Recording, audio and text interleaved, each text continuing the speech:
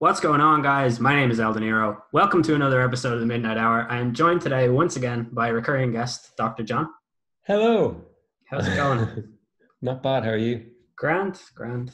How is the whole doctor thing going for you? Still doing it, yeah? Yeah, still doing it. It's fine. Thank you. Have you ever met Dr. Dre, actually? Yes. How is he as a medical practitioner? I don't care about his personality or his rap skills. Yeah, it was spurious and curious and all the Interesting. Uriuses. Good choice of words. Um, Yeah, Dr. Dre. It was funny you brought him up actually. I'd just forgotten about him. right.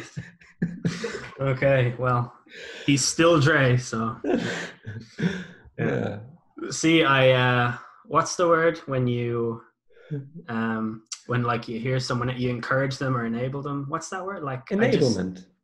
yeah, I guess yeah. I enabled your shitty wordplay joke with my shitty wordplay joke. And I have no idea why you brought him up, but I'm glad you did. I just said the word doctor, and then every time I say the word doctor, in my head, the first lines from the Games song "One Blood," where he goes, "I'm the doctor's advocate," and I always just think like, yeah, he's the advocate for Dr. Dre, and I don't know, it's like, Interesting. yeah, Yeah. it was He like did a so well for himself, Dr. Dre, though. Like what a legacy. yeah, Dre is the man though. Like I've always Yeah. been a huge fan of him. Incredible.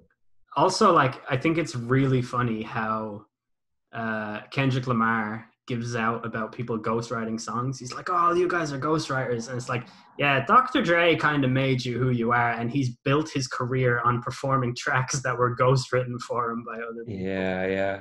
But Um, like there's something about him now that almost seems otherworldly. Like mm, he's just like in the like pantheon of rap gods while he's absolutely. alive, which is really unusual. Like, you know what I mean? It's kind Yeah. of like he almost has this mysterious presence in music where like I don't know, he's just put so many things in place and then just step back, but like the structure and support and foundations are still there as a result of him. One of my favorite things that Dre ever said is on recently he dropped an album called Compton that was a Hmm. soundtrack to the NWA movie. Yeah, yeah, And there's yeah. a line in it where he goes, "I still got Eminem checks I ain't opened yet." And it's just like, God, that's such a great fucking brag. Yeah, Like, yeah, it's not only like you're not even bragging about everything that you've done. It's like everything that the people beneath you have done yeah, because of that. exactly. It's just class. Like, such a But great like line. seeing what he saw in Eminem that was so good at that time and like putting his faith in him, like even if Mm. that was his sole contribution, it would be like legendary. Yeah, yeah, but it's loads of other people I and know. so many platinum albums and stuff like that. Yeah. Like it's nuts. And his music choices for sampling in songs is like second to none.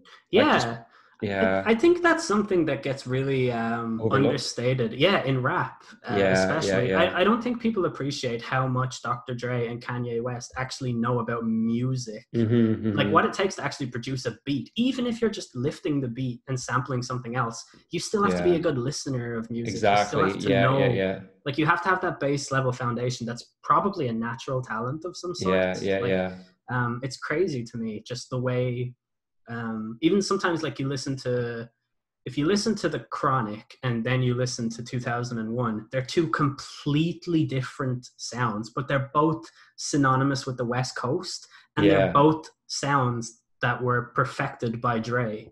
Like, Hmm, that's so interesting to me. It's like not only did he like pioneer a certain era of rap, but like he hmm. perfected it in both terms. Yeah, yeah, yeah. And then he was like, "All right, I'm done. No more Yeah, albums." Like, yeah, yeah, I know, yeah. Incredible. yeah, it's crazy. What a guy. Yeah, yeah. Um, So yeah, Dr. Dre, everyone check him out if you haven't heard of him. There's I've gotten into the habit of watching live concerts during this lockdown because I feel like that's one of the things that I'm missing like the most in my life. Yeah. Um, and it's just really good on a Friday night to kick back with a few beers and put on. There's so many high quality concerts on YouTube, like just for free, and you can just put it in full screen and watch them and feel like you're there. But Yeah, for any Radiohead fan, like Radiohead are dropping so many like full length concerts and it's unbelievable. Like there was one release there that was like, I think it was Punchestown Race Course in Dublin. And yeah, they just like dropped that out of nowhere and we're like, yeah, like home together or something like that was the theme. And it's just to, yeah, help people self isolate.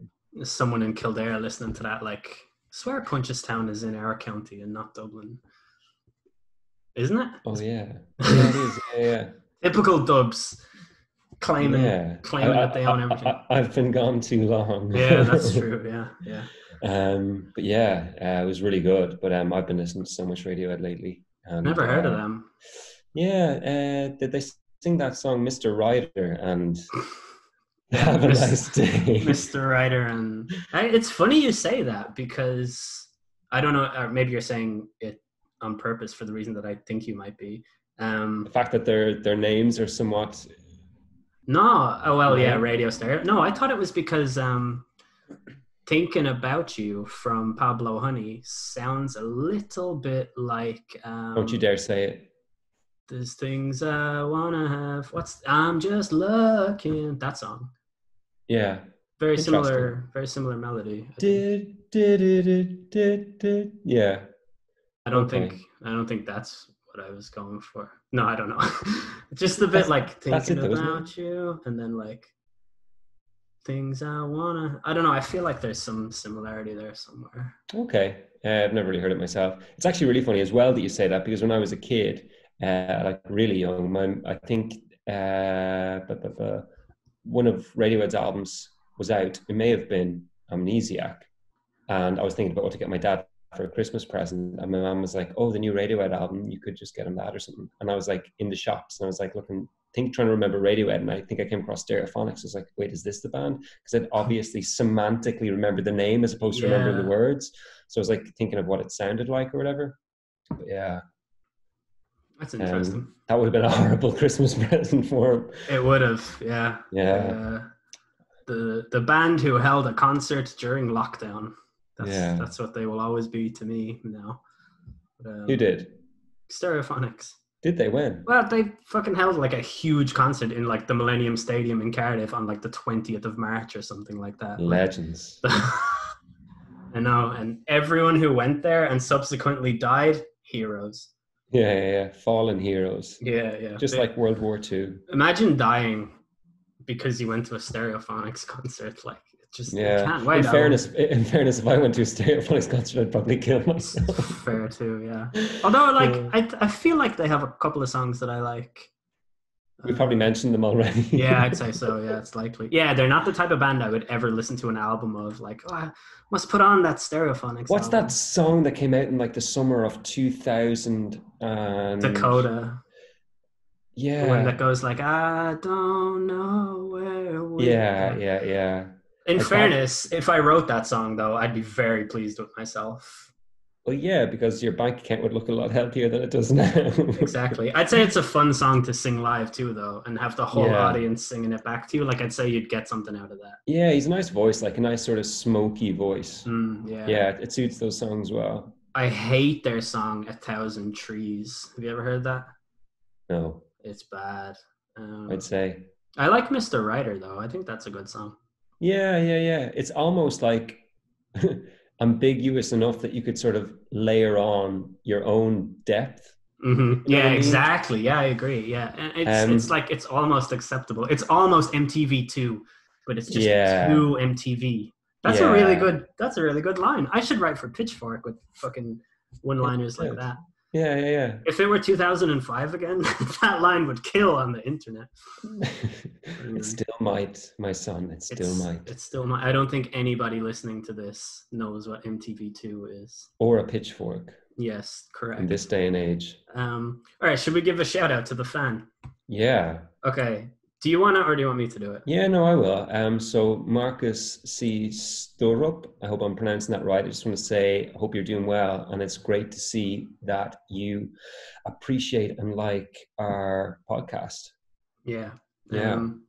Comments like that really actually brighten up both of our days. So I Yeah, it really does. screenshotted it and I sent it to John. And yeah, we had a good like, oh, isn't that lovely? And we had a big conversation about you, Marcus. So Yeah, and I hope you're keeping well. And sure, any video or thing you comment on, we'll be sure to see it. So let us know how you're doing in life and how things are going. I bet you'll comment like, you pronounced my name wrong. I'm never listening to this. I definitely did, and I'm already really sorry. Yeah. Oh well, it is what it is. It is. But yeah, what I was going to say before we went into talking about stereophonics, which is the last thing I Well, expected to sure, we talk about. started with Dr. Dre, so at least we're getting a little bit more white. But I was gonna go back to Dre. So Oh, let's do it. Yeah. what I was gonna say was one It'd of be the like an iceberger, brown, white, brown. exactly yes, always with always with the wordplay with this fucking guy. And it's Um, summer, the time for icebergers. An iceberger is like an ice cream sandwich for do they anyone who have doesn't know. icebergers in the UK? No, since Brexit, they've had to cut down on them. Now it's just a lump of ice cream No, between it's two just salted crackers. now it's just Union flags, and that's it. That's all they have in any shop is blue passports and Union flags. What more could you want, man? I only call it a Union Jack if it's on a boat because I read that somewhere, and I don't know if Yeah. it's one of those things Which that's is ironic because boats are female and we all know Jack is a boy's name. that's very true. Yes. Something to think about. Yes, really makes you think. But so one of the things that I watched on ye old YouTube was the footage from the Up in Smoke tour, from like I want to say the year 2001, but it's like Eminem, Dre, and a whole other bunch of people went on this huge tour across America, and there's loads of like really pasty jock white kids in the crowd rapping along, and it's really funny. But Mm-hmm. they do forgot about Dre in Boston, and it starts off with Eminem going like Boston, and it's really annoying because I fucking hate the whole Slim Shady thing. But anyways, they do the What do you mean that you song, hate the Slim Shady thing? just the voice that he does as Slim Shady, the real Okay, kind of yeah, like, you know what I mean? Like, I much yeah, prefer yeah, Eminem when he's the way I am Eminem, where it's yeah, yeah, yeah, like all the words are enunciated and they're real like, oh, I'm so annoyed at yeah, yeah, everything, yeah, yeah.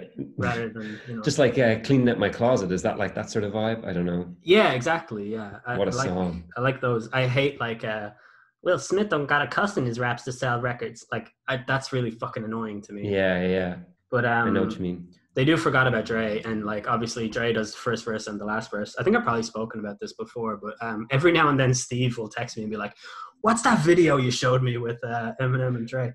But so like Dre does the first verse, and Dre is great, obviously, and then Eminem does the second verse, which is obviously really really fast and all that, Yeah, and then yeah, he yeah. does the chorus too, and he's like red in the face. Yeah. Like at some parts he has to put the microphone out to the crowd and get them to do it, and then at other parts you can see like his mouth is drying so much that he Oh just wow. can't go on.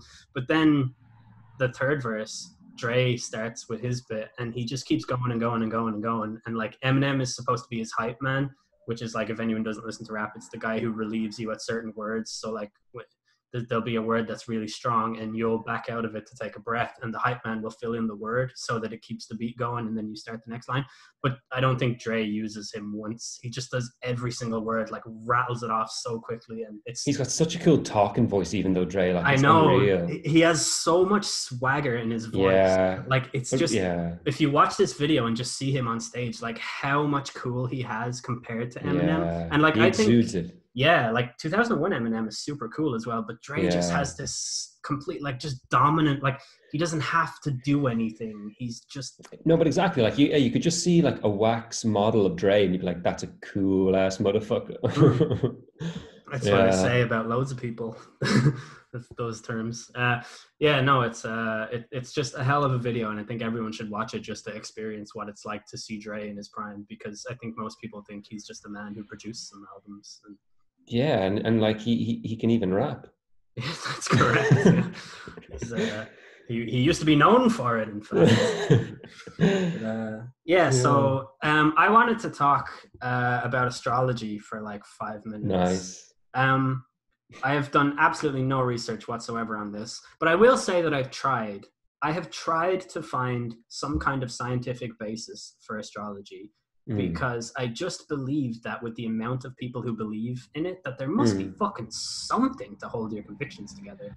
Mm. What is your assessment of the concept as a philosophy major and like, Mm. psychology major, and just I guess there'll never be an end to things in life that are benign and make people feel good. And I mm, think astrology falls under that, right?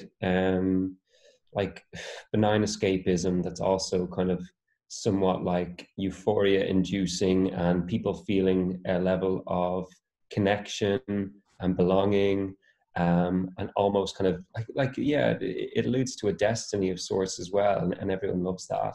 Mm. um but yeah, it also has a lot to do with how like astrology horoscopes are written and the ambiguity, yet sort of like they're really well written when you think about it. Like how are you, so you divide it up into 12 and you're going to make like the entire population feel like they can relate despite all the idiosyncratic differences amongst people, that they can relate to this like paragraph blurb about you at any given moment. Like that's a feat in and of itself. Very true. Yeah. Yeah. But in terms of the scientific basis, I don't know if there is one, and I think we were talking about that before. Like, I don't even know if you could, or if, say, for instance, yeah, the actual horoscopes are still pertinent and relevant to what they deem to explain today. In that, like, the way the sort of planetary shifts and all these things are happening, like over time, things are going to like leave the particular like taxonomy they've ascribed to them. Mm-hmm. And it's probably in need of revision, but what's the point in revising something that isn't ever factual to begin with, right? You can just still roll with it and keep going. Yeah. um but yeah, I do like reading them, and then I love, like, I don't know if you know about that, like people say, oh, it's bad luck to read one that isn't yours or whatever.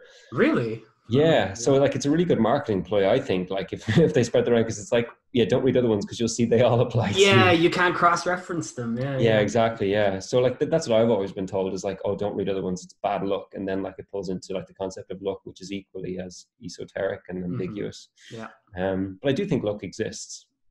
Yeah, I Yeah, okay, I guess I believe that luck exists, but I don't believe that it exists in the way that a lot of people use it, right? Like I hear yeah. stuff like it's actually such a difficult concept to deduce, I guess. Like if I watch a penalty shootout and I see a team lose because the ball rolled over a blade of grass that Mm, should have been cut, like that's unlucky, but like mm. it's not Yeah, unlucky at yeah, all. yeah, yeah, It's what happened because the yeah, grass was there. It's just the thing that happened. Like yeah. Exactly. Yeah. how would you go about quantifying the luck involved in a thing like that? You know what I mean? Yeah, I always think luck is something that you can never assess at the time, but looking back on things, you can be like, oh, there was definitely an element of luck involved there. But you're Mm, right, though. Like, I guess if you had a better way of quantifying all the different variables in a given system, you'd realize that there was actually no luck, that everything would have led to that anyway.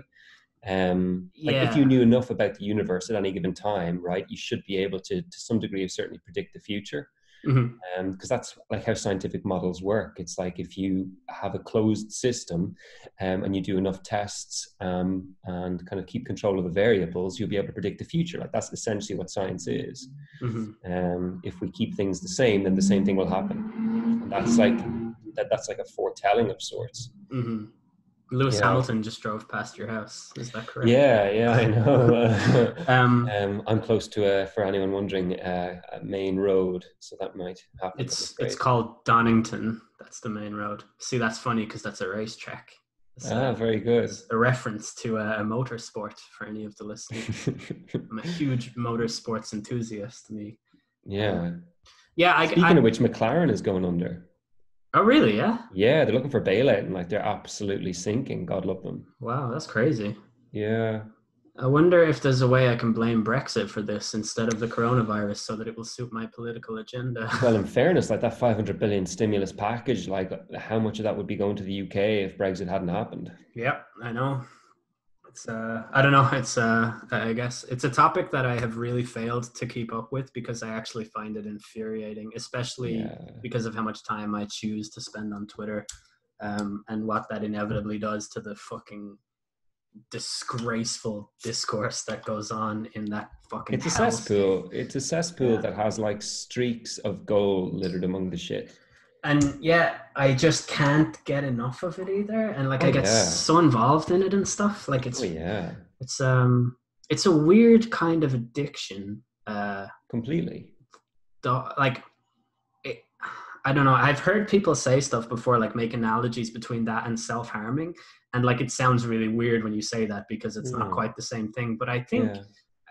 I don't think that they're the same conceptually. I don't think people self-harm for the same reasons that people Hmm. like willingly read things that make them frustrated. I think it's two completely different brain functions and stuff. But I think the end result is probably just as damaging. Yeah, like yeah, there's something to be said for the like magnetic attraction to a point of view you don't agree with, the force with which it compels you to respond in a way that's conducive to an argument that doesn't really promote the conversation in any productive way. Mm-hmm. Yet you'll keep going back and get angrier and angrier while you do it. Yeah, It's yeah, fascinating, like yeah, and Twitter just seems to be the pinnacle creation of a communication source that just seems to reward it, because like people only repeat behaviors that they find rewarding to some degree, right? yeah. Like they're positively reinforcing in some way, they're encouraging the behavior, and that's essentially what positive reinforcement is. Mm-hmm. Yeah, it's a really strange thing. It's I really don't. strange. I view like the social media CEOs as being the same as like tobacco industry execs, with just Yeah. their ability to just keep feeding people this thing that is harmful to Yeah. them. But if you think about it, never before in the history of human interaction have regular, and I use that word in inverted commas because everyone's regular, but like people been able to engage in discourse with so-called celebrities. Mm-hmm. Like Yeah, never before. Like if I wanted to send a message to so and so, such and such a celebrity, like I can do that now. You know what I mean? yeah. Like that's just never been possible before. And the way Mm-hmm. we idealize heroes, the way we look up to people, and now we suddenly have a way of like communicating literally directly with them. Like Mm-hmm. that's kind of weird. Yeah. And the way that like historically heroes have actually um, existed and persisted in kind of myths and legends, and yeah, like they've been communicated amongst peoples and all these sorts of things, and now suddenly we have a way of communicating with these very heroes. Fair enough, they're different in some ways, but to some people, like they are their heroes. Like they might be your favorite footballers, they might be your favorite musicians, and Your now you can favorite like actually, podcasters. yeah, well, like Marcus, we're talking to you. But yeah, Yeah, I know it is kind of super crazy. interesting. Yeah, you've also got a pipeline to people's worst takes though, and I think that's a huge problem What do because you mean? so like you might be indifferent to I don't know, Elon Musk, let's say, Hmm. but then you see him continue to make stupid comments about things where he would be Hmm. best served to just fucking stop it. And then Hmm. your opinion of him goes way southwards, and as a result of that you start to view him negatively, and then you think that everything he does must be negative. I think that Hmm. I think that's a really bad side effect of having instant access to celebrities' thoughts, is that it's Yeah. so easy to create a model of them that just disagrees with everything that you're saying. And it's so easy to tweet something stupid. Mm, Like I it's wouldn't so know because easy. I've never done it, but like I have seen Yeah. people do it. Yeah, exactly. Yeah, yeah, of course. But yeah, like it's so easy, like in the heat of the moment, because usually if you were ever going to say something that public, there'd probably be like weeks and weeks of preparation. Someone would proofread it. You'd have Yeah, thought about it. So you'd have slept on it. Like, and it would be something that really means a lot to you. But now it can literally be, oh, this happened 2 seconds ago. I've read it. I have an emotional response to it. And now the world's going to know what that emotional response is. And yeah. someone can screenshot it and it'll never be lost. I can't help myself sometimes. No, I know, me neither. Like Yeah. it's crazy. Yeah, geez, Yeah. that urge is crazy. I've heard before experts on networks and the study of networks. Hmm. I heard somebody say, and I've never like looked into this any deeper, and I wish I did, because I can't remember the name of the guy who did it, but I can find out. But he said something like, in all simulations of networks going back to the 70s, and what happens when you divide people up into networks, um, is that they become echo chambers, they become tribal, they Mm. just become distance, and the discourse just gets poisoned, and their perceptions of each other get poisoned.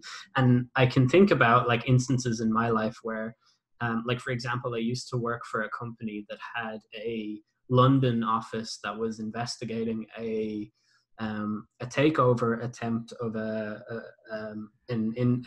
business that my team were processing the shareholders' sales, but then the English team were processing anyone who dissented to the takeover. So there were two teams doing very similar work, using the exact same platforms, working for the exact same company, and we just did not fucking get along with each other and didn't even want to get along with each other. And everything they did, I was like, these guys are fucking stupid. They haven't a fucking clue what they're doing. And like setting up conference calls every week just so I could fucking tell them how badly they were doing everything. And like, I'm sure that like they were doing the very best that they could, and that if I were them, I would be doing the exact same thing that they were doing. But it's just that, it's just when you have like the isolation, or you don't have the experience that they have, you're not living the same life, you're not able to see. It's whatever. You should walk a mile in their shoes. So anyway, we're talking about networks and the ability for groups to delve deep into their darkest recesses. When I guess that kind of goes to the like in-group, out-group thing. Yeah, I suppose everything really does, doesn't it? It's like I don't know. Everything comes back to that for me, and it has done ever since I questioned the logic of being a football fan. Like, what am I doing here? Like, I'm typing a thing to a Rangers fan on the internet that I will never meet in real life, just to tell him that my team are better than his because of an arbitrary quantification I have just decided. Completely, yeah. And I'm sure we've talked about this before, but that how if you're a huge sports fan, that when a team wins or loses, you feel the same physical emotions as them. You feel physically sick, sore, pained, and everything after your team loses. And when your team wins, you feel like euphoric elation. I was watching an episode of Jeremy Kyle once because, yes, I used to be unemployed. But there was watching it live. You were actually in the crowd. I was on it doing a DNA test. But it was this Scottish couple, and this woman was like, "My son, I was in labour, and he was nowhere to be seen." And Jeremy Kyle is like, "And where were you when she was in labour? Where were you?" And the guy's like, "It was the Champions League, the last 16, Celtic versus Barcelona." That was a terrible Scottish accent. I can do it so much better. No, at the start it was really good, but then at the end it just, The earplug, I can hear my own voice, and it's really putting me off. Okay. It was Celtic in the Champions League. That's better. Yeah. The hair suits a Scottish accent on you. Thank you. Yes. It's strong Celtic lineage. You're a true Highlander. Aye. Fucking right, mate. Excalibur. I've lost so many Scottish listeners. To the Scottish listeners, my Celtic career mode will start tomorrow. It's a very long running inside joke that I have with them. It will never start. Yeah, I'll never do one. Are you definitely? But like, what about all the ones you showed me? That just didn't go so well, so you never publicized them. That's such a fun... Dude, it used to be such a thing on YouTube that like you had to be authentic in everything that you did, and if you had one title that suggested that I should click on this video over other videos, you're a money whore and you're just in it for the money. And like it's so silly, because if you look at the entire FIFA market as it exists on YouTube now, it is just clickbait everywhere by design, and no one cares about it. But back when I was like a relatively big YouTuber in the scene, you had seriously better not fucking sell out. I remember I changed my content once to slightly more clickbaity stuff, and I lost tons of viewers forever. Like people who would comment on all my videos, every podcast episode, gone. I can even name a few of them. Like it's interesting. Crazy. Yeah. A clickbait is a really interesting word, actually. I wonder who used it first. I'd say like the internet does hold the record, or the historical record of it. Yeah, almost certainly. Yeah, there's loads of, the concept of parallel thinking. In what regards? So like have you ever heard the history of Dennis the Menace? History of it? No. So like Dennis the Menace. Which Dennis the Menace do you think is Dennis the Menace? Like I think of the guy in the red and black. But of the other Dennis the Menace, the blonde one. Yeah. Like Nasher, Dennis the Menace, and Nasher, the Beano. The first episodes of each Dennis the Menace thing, one in the UK, one in America, were both published on the exact same day. So the blonde one's the American one? Yeah, I believe so, yeah. Yeah. Maybe. I think so, yeah. Because that would explain then why the Beano and that were like on sale over here, and yet like the American or the movie Dennis the Menace in the 90s had the blonde kind of kid. Yeah. Yeah. Interesting. Yeah.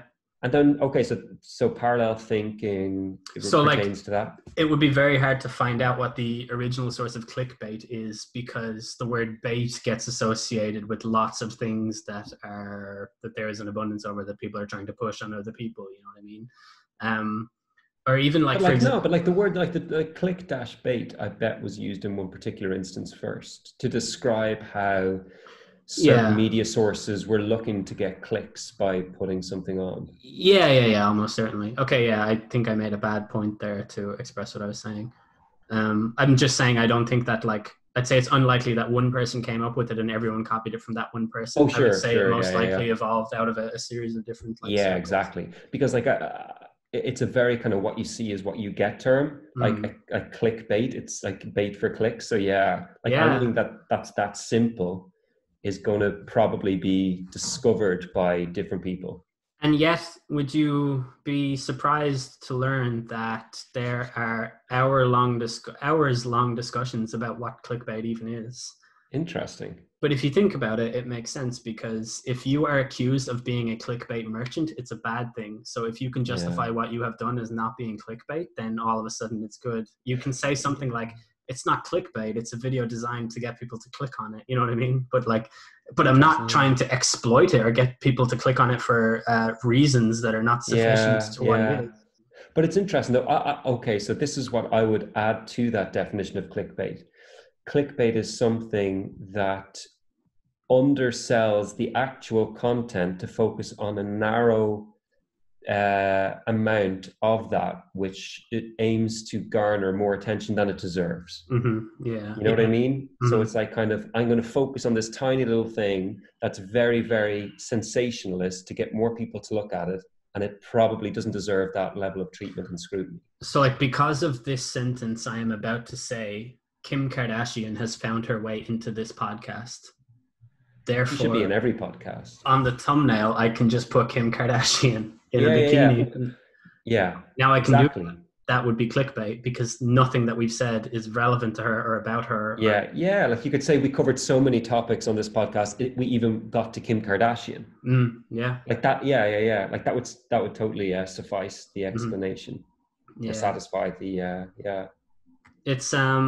It is one of the things that I think has led to the downfall of so many Mm, important things is the concept of yeah, clickbait. yeah, definitely. When you watch a newspaper like The Independent, that I never like overly leaned on for news, but I always valued their opinion columns and stuff. When you see Yeah, them just devolve into this rag of everything, clickbait, like everything. everything, yes, but I think The Independent to a really horrible degree. Oh, really? Well, I think like the New York Times and CNN and all of those places, I think they still maintain a certain layer of integrity that you like. I know you might disagree with that, and like a lot of people listening might, but there are still some amazing op-eds that come out of the New York Times, like No, of irrespective of course. what you think of the Yeah, yeah, scandals yeah. and stuff.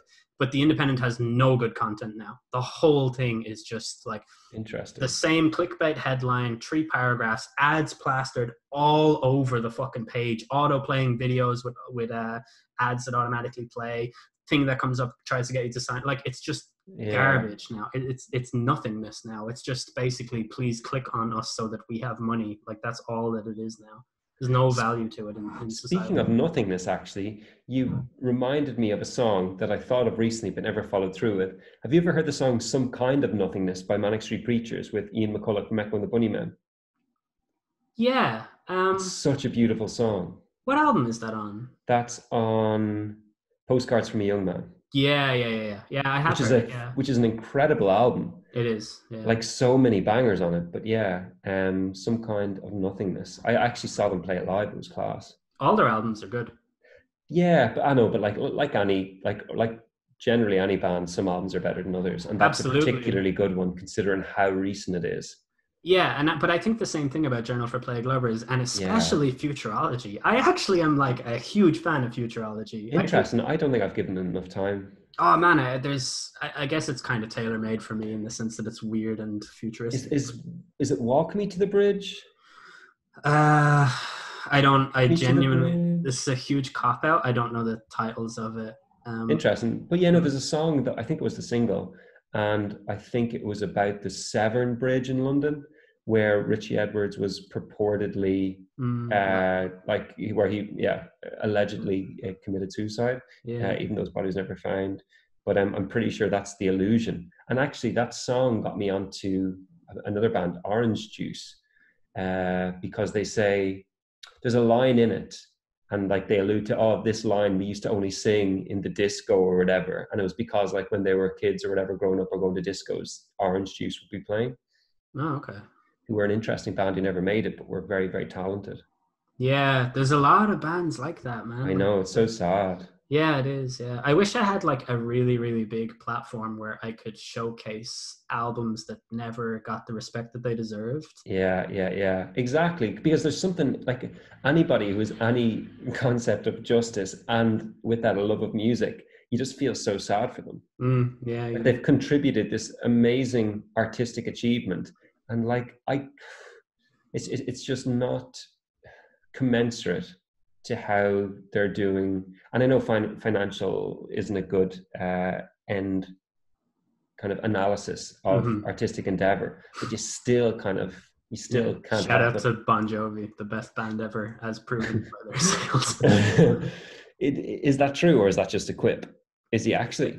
It's a quip because you always use it. If ever I make an appeal to popularity, that's always your fucking response. And it's so funny. Yeah, because I remember when I actually first sent that, I can't remember which band you were talking about, but then in retaliation, I just sent, I know which band I was talking about, and you do too if you think about it for 5 seconds. Does it begin with an O? It does indeed begin with an O, yeah.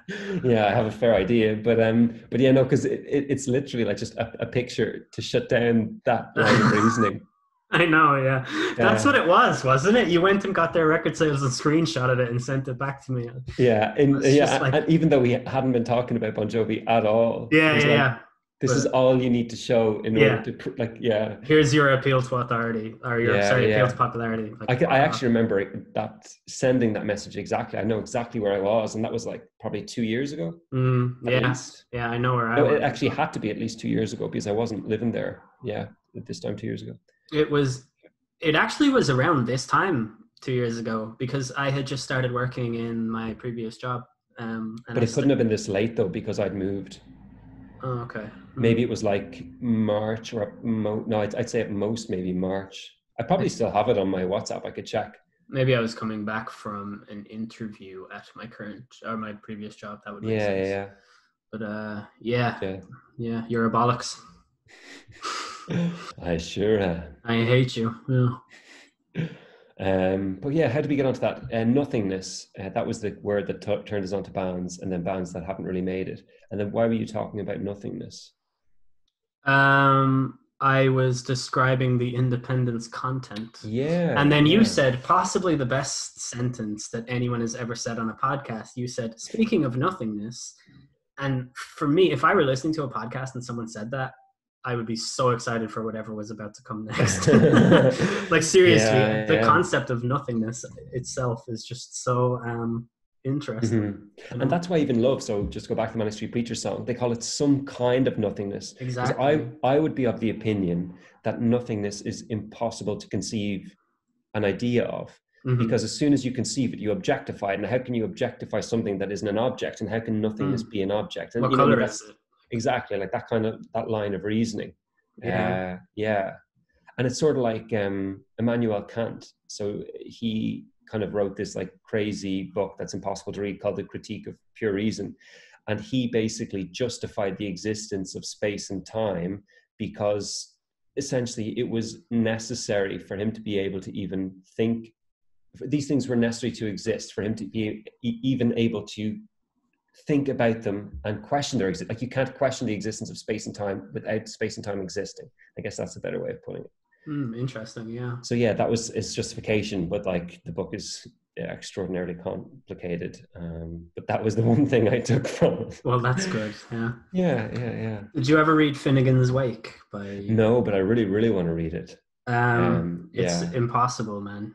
Yeah, but see, the problem is that isn't there like kind of a controversy over James Joyce's work in that he was basically blind and he had someone write it, for him. Like he'd like speak out how he wants it written, and he needed someone to write it for him. And then like they'd be like reading it back to him, like, oh, what have you written there? And they'd read it back. And there's a lot of concern that like there was something lost in translation, because a lot of it's stream of consciousness, a lot of it's very difficult to Wow. make out.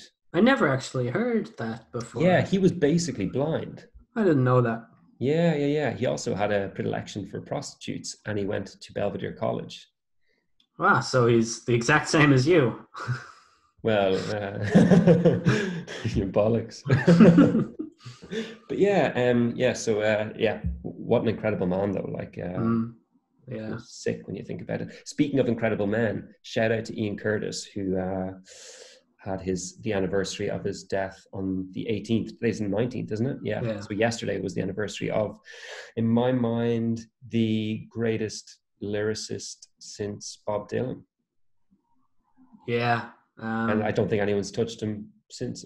Yeah. I can think of a couple of people who write. That's okay. You're incredible allowed. lyrics, but you're wrong. I don't know. Yeah. I think it's. Did they also die at 23 though? Oh man, like I can't even think. I think Tupac dying at 25 is pretty close. Okay. I know that if you're a huge Joy Division fan, the likelihood that you're a Tupac fan is pretty slim. But if you consider his influence on the music, if you consider the number of albums that he had by the time that he was only 25 and he was killed, and then the amount of music they were able to make from stuff that he had recorded, like that's mad. His influence is undeniable, and I think like he had so many positive messages and monumental moments in hip hop that laid the foundation for those who came after him. So I think it's kind of analogous, just because of the younger age and the influence combined. But in fairness, though, was Tupac rich before he died? Yes. See, this is the thing. Like Ian Curtis barely had like £2 to rub together, and he was still producing some of the best lyrics in music, like Vision. Like it's just incredible. Like I look back to when I was 23, and it's just like, oh my God, like I just feel so young. And yeah, like just unbelievable. Yeah, like I just think he's such like a working class hero. I don't know, like he just had it so tough. Like that's something to be. Yeah. I don't know, like there's just my heart like just just amazing. I love him. Do you have a Joy Division album written down to talk about? Yes, I do actually. That's funny that you remembered. This would be the moment. Yeah. No, it's actually their debut album, like Unknown Pleasures. So yeah, a few things about it. Like I think it's actually one of the greatest debut albums of all time. I think Martin Hannett's production on it is second to none. I don't think I've ever listened to an album that can create darkness and silence the way they did. Like I can't believe, like you listen to it and you're like, okay, there's striking light, and there's like but like in between that it's like the blackest darkness. And I love how the sort of the album artwork sort of predicts that and foretells that, like the geophysical that Bernard Sumner, the guitarist, found in like some old book in a library, and was like, I want that on the cover of the album, which is really cool. And then but I don't know, I just think in this at this time, with the current state of world affairs, Unknown Pleasures is a great album to listen to. And apparently when it was released, the album was actually split into two, and I can't remember for sure if it was like inside and outside or within and without, but essentially like they grouped the songs into two main groups, pertaining to like Ian Curtis from a personal level, and then like the world at an objective level. And I just think that's amazing. And even to this day, like I've probably listened to the album like hundreds of times, and I'm still getting stuff out of it, and things are still hitting me in a weird way. And I'm still thinking about things differently as I listen to them. And also in relation to this album, I could talk about this album forever, but I remember my dad trying to get me into it, and I actually counted the amount of times I had to listen to it before I enjoyed it. And it's the only album I've ever done that for, but I would say it's probably one of the hardest albums to get into. I was going to ask you about that, just how, because I think a lot of people who listen to this will probably listen to that album. Yeah. I think a lot of them are going to be a little bit, they will probably feel disenfranchised from it as a work of art, because it is particularly inaccessible. It's really inaccessible. Like I actually and honestly listened to it 8 times, and I remember counting them each time. I just kept doing it over and over before I even liked it. Mm. And sometimes you think you're into it and you're like, oh, and then you're like, no, I'm not. Like, there's still so much going on here. And then you think you're into it again, and then suddenly you get into it, and it's just this world. And I think a lot of the success of that album is down to Martin Hannett's production. And I think I remember Tony Wilson, the guy who basically ran Factory Records, which was Joy Division's record label, saying that like he was the only bona fide genius. Martin Hannett was the only bona fide genius that Tony Wilson had ever met.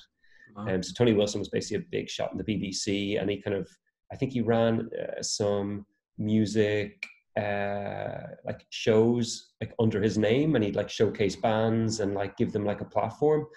And then like the legend goes that like Ian Curtis went up to him in a pub and was like, yeah, you're a cock or whatever, you're a dick. Because yeah, it's like, yeah, if you've seen the movie Control or whatever, you essentially know how it went or how it's supposed to have gone. But yeah, like and just so much from that album. Like I think like for those days where you're by yourself and maybe the lights are out and maybe you're just sitting by yourself alone in bed, just stick on Unknown Pleasures and just let it take you somewhere. Like each song just brings you on a different journey. It's just incredible. Yeah, it's a hell of an album. I do find though that it's a wintry album. I can't listen to it in summer. It's cold, it's dark, it's very isolated and isolating. But like you can just like New Dawn Fades would probably be one of my favorite tracks off it, or She's Lost Control. Like every time I listen to it, I just think it's like one of the best riffs of all time. Yeah. Like Peter Hook was incredible on bass, still is like. And then the guitar, yeah, and this is really weird as well. Like obviously, like there's tons of bands I like, but for some reason, Joy Division are the only band I've ever listened to where I actually don't count them as a band. Their music seems organic, and it almost seems like it wrote itself, which sounds really weird. And obviously it didn't. And obviously it was a culmination of like 4 people's combined efforts. But for some reason, their music just sounds like it's always existed. I don't know how else to describe it. It's so bizarre. Did you ever see, I want to say Stargate? I'm not sure. It's one of those spacey shows. Okay. But there is a concept in it that some songs have just always existed in human consciousness. And they go through like multiple different fucking time zones or whatever, like different times. And the song All Along the Watchtower just continuously resurfaces in different forms along the way. Yeah. And that's one of the things that they kind of surmised in their fictional universe. Do you know what? Yeah. Do you know what I absolutely love about that song? And it's not the lyrics, not the guitar, but the bloody harmonica. Just the way that goes is just so good. Yeah. It's really funny because that album, John Wesley Harding, came out after Blonde on Blonde. And if people don't know, Bob Dylan had a huge motorcycle. Well, he reports there's a huge motorcycle crash where he nearly died after Blonde on Blonde. And a lot of people, and you might argue Martin Scorsese being one of them, because the culmination of No Direction Home, his Bob Dylan biopic, ended with Blonde on Blonde. A lot of people say that like Bob Dylan's incredible career ended then. So when Bob Dylan turned electric, it was like 3 basic albums: Bring It All Back Home, Highway 61 Revisited, and Blonde on Blonde. And the quality of songs on those 3 albums is better than he's ever done before, had ever done before, and has ever done since. But then after the motorcycle crash, the quality like just drops dramatically. Like it's incredible. Like apart from Blood on the Tracks, which I think is a bit of an outlier because that is a really, really good one. Although it's probably like equivalent to say like a good Fleetwood Mac album or a good Neil Young album, which I don't think, like even Neil Young's best, I don't think hits the heights that Dylan's did. It still doesn't hit like old Dylan. And by old Dylan, it wasn't even that old because like the difference in time between John Wesley Harding and Blonde on Blonde wasn't that long. But just the quality is incredible. And then obviously All Along the Watchtower is on John Wesley Harding, which sort of goes against what I say, but it's really an outlier on the album. Like there's no other song on that album that's nearly as good as All Along the Watchtower, and certainly no song that could hold a candle to anything from the previous 3 albums, starting with Bring It All Back Home. It's crazy how you get artists that just hit a peak and like sometimes they can keep it going and going and going. And then other times they'll just have like 1 or 2 great albums in a row and then they just turn to complete shit. Or, you know, like there's a really commonly held belief that pretty much no band has ever made 5 good albums or whatever it is. Something along those lines. Yeah. I always find like the run that Springsteen went on from Born to Run like I think that's an incredible run of albums as well. Yeah. Um, I probably sound like a broken record when I say this, but I think Radiohead since the Bends have produced absolutely incredible stuff, and I do think they are the greatest band to have ever walked the earth. my favorite Radiohead album is Kid A. Yeah, I definitely think there's a good argument for that. But Mm. like I think I could make an argument for every album apart from the King of Limbs, Hail to the Thief, and Pablo Honey as being their greatest. Yeah, yeah. I think they're their three weakest, but I actually really like the King of Limbs. I just think it's a bit too short, and it's a bit of a weird album, but I absolutely love it. Hail to the Thief, I think, has too many tracks, but they've said that themselves, so I'm not saying anything new. And then Pablo Honey, like I remember talking to one guy in my secondary school, and he thought Pablo Honey was their greatest album, and I was like, dude, like when the Bends came out, it became like straight away their second best album. Pablo Honey is like, But it's good though, like it is a good album. yeah, it's fine. I just hate like every fucking song on it. That's So, weird though, but like no, like I don't hate every song on it.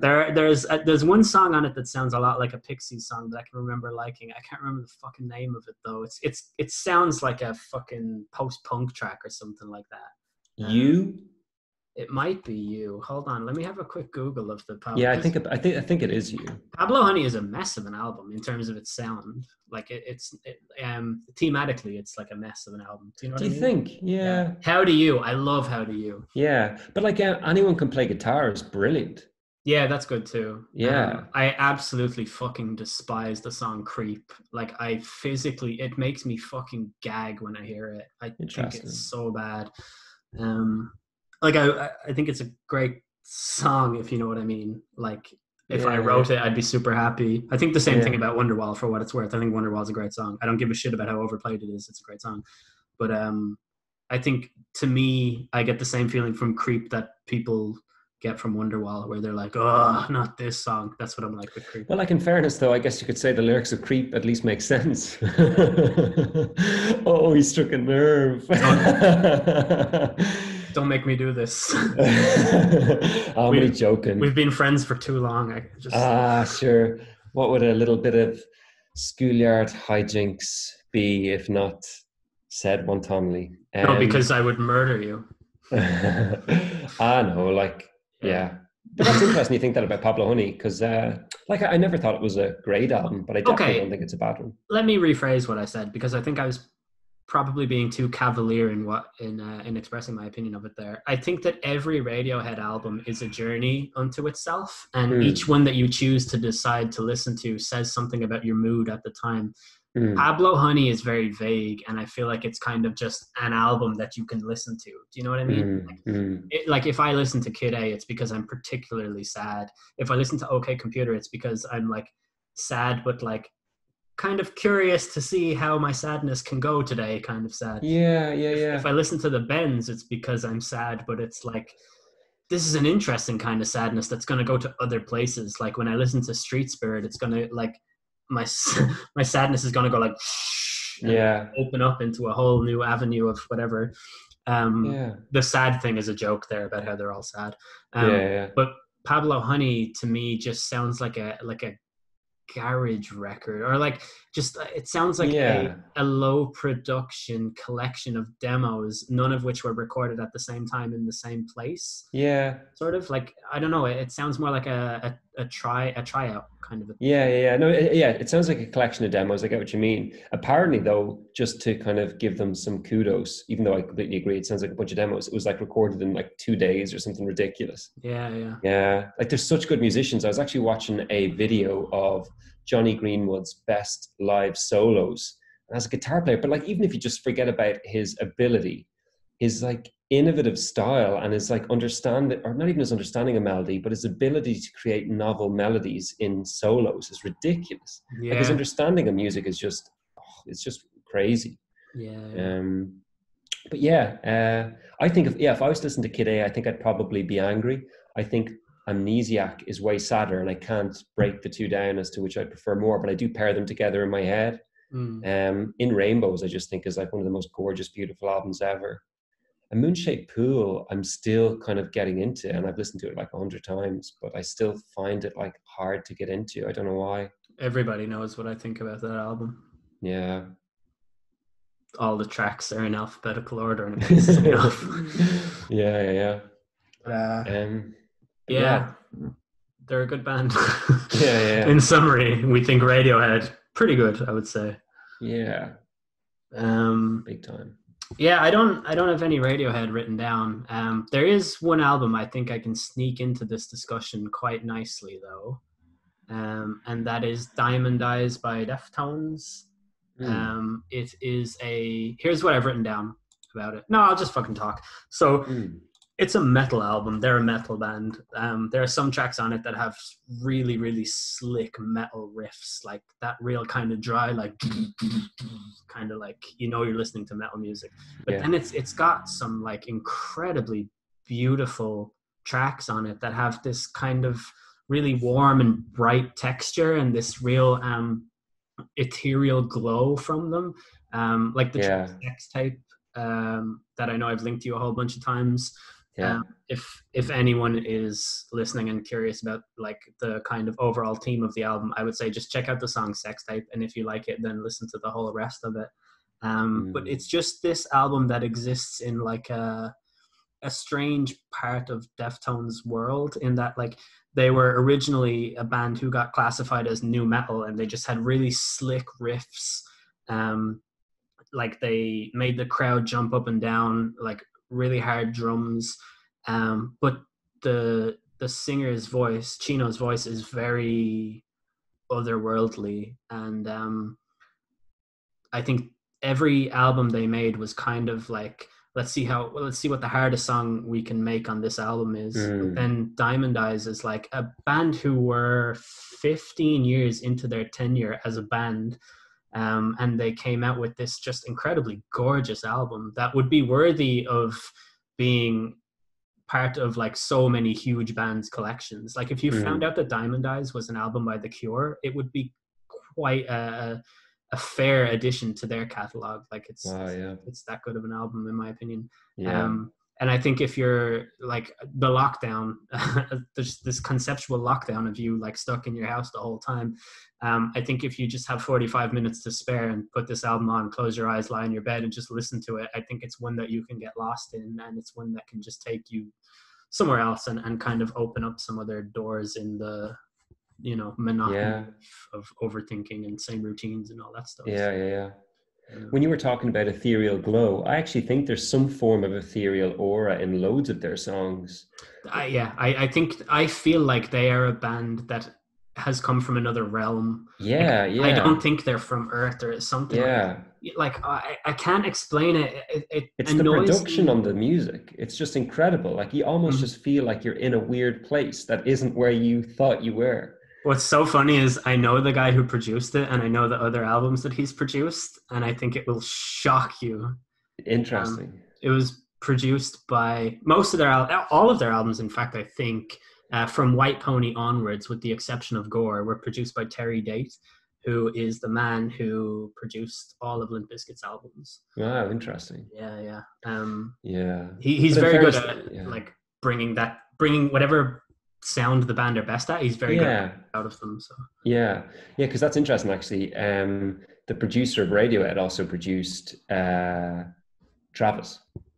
really, Yeah. wow, isn't that crazy? Yeah. Although I think Travis are okay. Like I Yeah, don't like they have a few really good songs, like They do, yeah, yeah. They're not a terrible band, but you wouldn't not a lot. associate them with that kind of music, I No, think. exactly. So it just goes to show like it's clearly the band's energy that the producer channels. Yeah, yeah. And like Martin Hannett as well. Like apparently, like I don't know if you ever saw 24-hour Party People. No, I haven't. It was incredible. I think it was like a BBC documentary about the late 70s, early 80s, like Manchester scene, punk scene, post-punk scene. Um yeah, so Tony Wilson was actually played by what's his name? Steve Coogan. Oh, wow, that's interesting. Yeah, it was incredible. And yeah, I like the first scene, I believe, or one of the first scenes is Martin Hannett, the producer of Joy Division, on a cliff, just with a microphone. And then Tony Wilson, Steve Coogan, sees him, is like, "What the hell are you doing?" And he's like, "I'm recording silence." He's like, Fucking hell. so I can use it in my song, like, you know what I mean, in the music, say that I'm producing. And he's like, Yeah, so shut the fuck up. yeah. But Fucking hell. yeah, but seriously, to anyone listening, see if you can find 24-hour party people, because it actually goes right up until like the Manchester's pill scene, like with Happy Mondays and everything. And like I think even U2 make an appearance, because they basically, if people don't know, went back, I believe, to either Tony Wilson Factory Records or some people associated with that, and tried to fill the void that the departure of Ian Curtis left. Wow. And yeah, they were huge Joy Division fans. U2. Isn't it crazy how there But are yeah, 24-hour bands. party people. Sorry, go on. Yeah, we've told the listeners to check out so many things. It's I like know. I'm so. By the way, to anyone listening, right? I check the Midnight Hour subreddit all the time. By which I mean I browse Reddit all the time, and that's one of the ones that I'm subscribed to. I didn't set this Reddit up; someone else did. But over the last couple of months, I think there's been like 3 or 4 new posts or something, and I've replied to all of them. So like, if you don't go to YouTube to check this out, if you're listening to this or whatever, it's reddit.com/r/midnight hour. And it's been like relatively inactive, I would say, for about 2 years now. But like, if you ever have like a post to make or like an idea, or you want me to listen to an album even or something, go on there. Like I reply to everything on there. So do that. Right. Where was I going after it? I was going to say or were you going to say something? No. It was you. It's so interesting how many artists were inspired by Joy Division and Yeah. how few artists sound like Joy Division. Yeah. Like I think one of the only bands that I can think of who you could make a like for like comparison to Joy Division is probably Editors. That's so funny. Yeah, I've heard that off so many different people. Do you And not? like I can't hear it. Like fair enough, like, you know what I mean? Because everyone hears things in a particular way. And but like I listen to the editors and I'm just like, or editors, and I'm just like, I just can't hear it at all. Like Interpol, I've certainly heard of a likeness between those two. But I again, hate Interpol so much. I think I they're overrated. I cannot think of a less interesting band than Interpol. Antics is a good album. So I've heard. I just, I don't know. Sometimes I get an idea in my head, and then everything I do Yeah. confirms it, or everything I hear Yeah, I know, confirms fair enough. I think Antics is great. Like I think 80% of the tracks are quite good. it. Yeah. I could just never fucking get into them. I But don't I do know. think like their other stuff is just really, really, I don't know. Yeah, it's just too waffly or something. Yeah, it Yeah. insists on itself, or whatever, Yeah, whatever yeah. the line from Family Guy is. But Yeah. And I really didn't like them live. I thought they were very, very poor when I saw them in Dublin, saw them in the Olympia, and like I didn't feel any buzz from the gig at all. I love that venue so much. Yeah, I know, it's brilliant. I've seen, like, yeah, when I saw the National there, it was one of the best gigs I've ever been to. Yeah, Yeah, I saw them in Vicar Street, so oh, unreal. you can go fuck yourself. Well, I saw them in the Three Arenas. Yeah. What a I'd say, band. yeah, Vicar Street was probably the best out of those, definitely. It was really, really good. As I really, really, really enjoyed it. Like, it felt to me like the perfect set of circumstances to see them. They are the only band I've ever seen who are better live. Yeah, their class. Like they're actually better live than on the CD, and I didn't think really that was possible, because you've so much like options with the recording to like change it, tweak it, improve it, re-record it. Like live, you've one go. I Yeah, I think that the Gaslight Anthem were better live every time I saw nice. them. That's really good. Brian Fallon's voice really holds up, and he's able to get through every single vocal with that.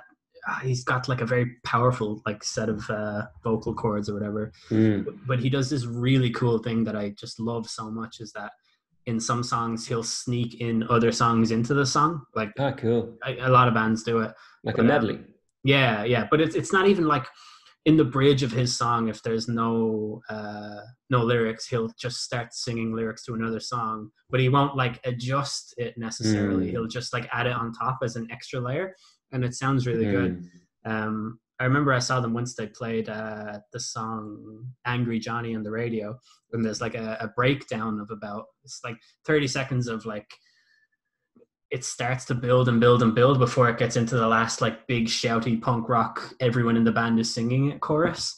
But in the bridge he started singing Jesus Christ by Brand New, and it was so fucking good. And now like every time I listen to the actual record, I always sing that bit over the bridge just to see if I can Nice. fit it in the same way that he did. Class. Like, yeah, really hard to do. And can I just give a shout out to that song as being one of the greatest songs I've ever listened to, basically. But you can't listen to it, Why? unfortunately. Brand new or cancelled. No, but like it's on Spotify, I dude. know, I'm just kidding. Like, no, okay, what I was saying there was that I personally am not able to listen to it anymore because I can't separate the song from his alleged wrongdoings. And Mm, it's a big problem that I have with Brand New because I fucking love their music so much. yeah, Um, Especially their last album, Science Fiction, from 2017, which would have been my album of the year, but I can't fucking listen to it anymore. And it like interesting. And when did those allegations surface? the tail end of 2017. Interesting. I was supposed to see them at the Olympia in Dublin, and that was their next gig, and they flew home from, I think they were going from the UK to Ireland for their tour when the allegations surfaced, and then they just went home, and that was the end of their tour. And Wow. they haven't done anything ever since, and probably never will ever again. So That's a pretty damning response, though, in fairness. it's even worse. Like the allegations came out, and then more allegations came out. And there's a lot of evidence to say that this was not a coordinated thing. It was And was just it virtual or was it in person? the allegations, Like, yeah, did the allegations talk about something happening like online or was it something in person?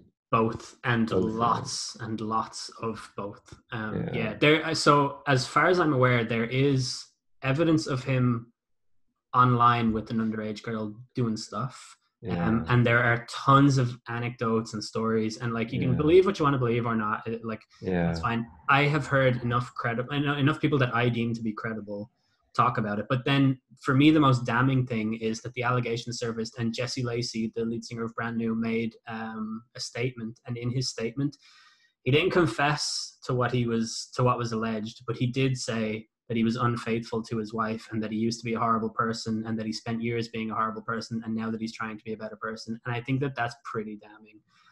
I could make an argument that maybe he just hates himself so much and that his confidence is so low that even though he's innocent, he still felt the need to apologize. But I just don't Mm, see it in this case because the evidence is pretty strong. And yeah, all of the people arguing against it, they can only delve into character assassination for the people who came forward. Like there's yeah, no other way of denying the evidence. You know what I mean? And I yeah, don't know. It's hard to say. Like I yeah, do philosophically feel like you're innocent until proven guilty, but yeah. just in this case, like what I've seen, I just feel like I can't really. I don't Mm. know, no way for me to forgive. Well, I think it's an incredible song and I would recommend it to anybody who hasn't listened to it. I wouldn't recommend it to anyone who has a weak stomach, though. No, I'm just kidding. I don't know. Felt the need to add that. Don't eat Whatever. it. Yeah, do not eat that song. It will Do not not eat it. taste good. All right. Yeah, So, yeah. what were you gonna say? I want No, to I hear. was going to be like it's also like one of the most simple songs, and still I think one of my favorite songs. Yeah, I think lyrically, it's one of the best songs to have ever existed. yeah, It's me too. there's just some incredible lines in there. Like I always wished I could write like him. And Like the atmosphere of it, though, yeah, like you almost like fall in love with the lyrics, like while he's singing it, and you just relate to it, and you empathize with him, and yeah, it's like you just want to like, yeah, it's just incredible. yeah, Brand new, Jesus Christ, check it out. yeah. But also don't. This is not No, an do endorsement. Ah, just fuck don't it. check, just don't look up. Yeah, I don't know. But so is that like I know we said that we were going to talk about this, but we didn't really have a proper means of doing so. But like, Mm. how come you're able to separate the art from the artist in that instance? Is it because you haven't seen the evidence yet, and it's kind of to you it's just hearsay, or that it's not even that, it's just something that you're not even prepared to delve into? Or I think I built an emotional connection with it before I heard about any of that. And I haven't looked into it deeper, probably willfully. mm-hmm. And the reward I get from listening to it is so good that I don't think like yeah, it just listening to that song I don't think contributes negatively to the balance of good and evil in the universe. And if I get such a good like feeling from it, I just can't rationalize not listening to it, if that makes sense. Yeah, it does. I think I may go through the same process with the likes of David Bowie or, you know, Yeah, Elvis because like Presley. similar stories with that too. But I'm pretty sure there's verified stories of Bowie, right? That Oh yeah, yeah. so Yeah, and then you get into like the awful murky waters of like moral relativism and yeah, yeah, like yeah, yeah. depending on the decade and that sort of thing, which is yeah, impossible to tease out. It is, isn't it? Like Yeah. it's very hard for me to criticize. So like I'm pretty sure John Wayne was a white supremacist. Um, based on literally what he said, not stuff that I read in Vox or whatever. Mm, He had some incredibly troubling opinions about black people, and this was even okay. in the '60s when you really should fucking know better. I feel like Yeah, in the yeah. '60s, I feel like if you're holding a racist position from the '60s onwards, it's not really fair game anymore because there's actual policy in place to. So just to summarize, Matthew thinks that holding racist opinions before the 1960s was a-okay. I even think it's good. No, no, it's not. But I think it's easier to empathize with because if you're an uneducated proletariat in the 1950s who is constantly fed propaganda about how bad blacks are, and you've never met a black person in your life, oh my god, I do not want to fucking talk about this. Actually, Jesus fucking Christ. That's a Um, great song. We've spoken about it earlier, though. I think what I said was fairly okay though, right? Like, but with John Wayne, I just he is definitely a white supremacist in my opinion, and so I Interesting. find it really hard to watch any of his movies, and not just because they're Mm, garbage and overrated, but mm. there's something there. You know what I mean? There's something like quintessentially old school American about him, and he has this presence about him that is very like attractive and magnetic, and he suited those roles perfectly. Right.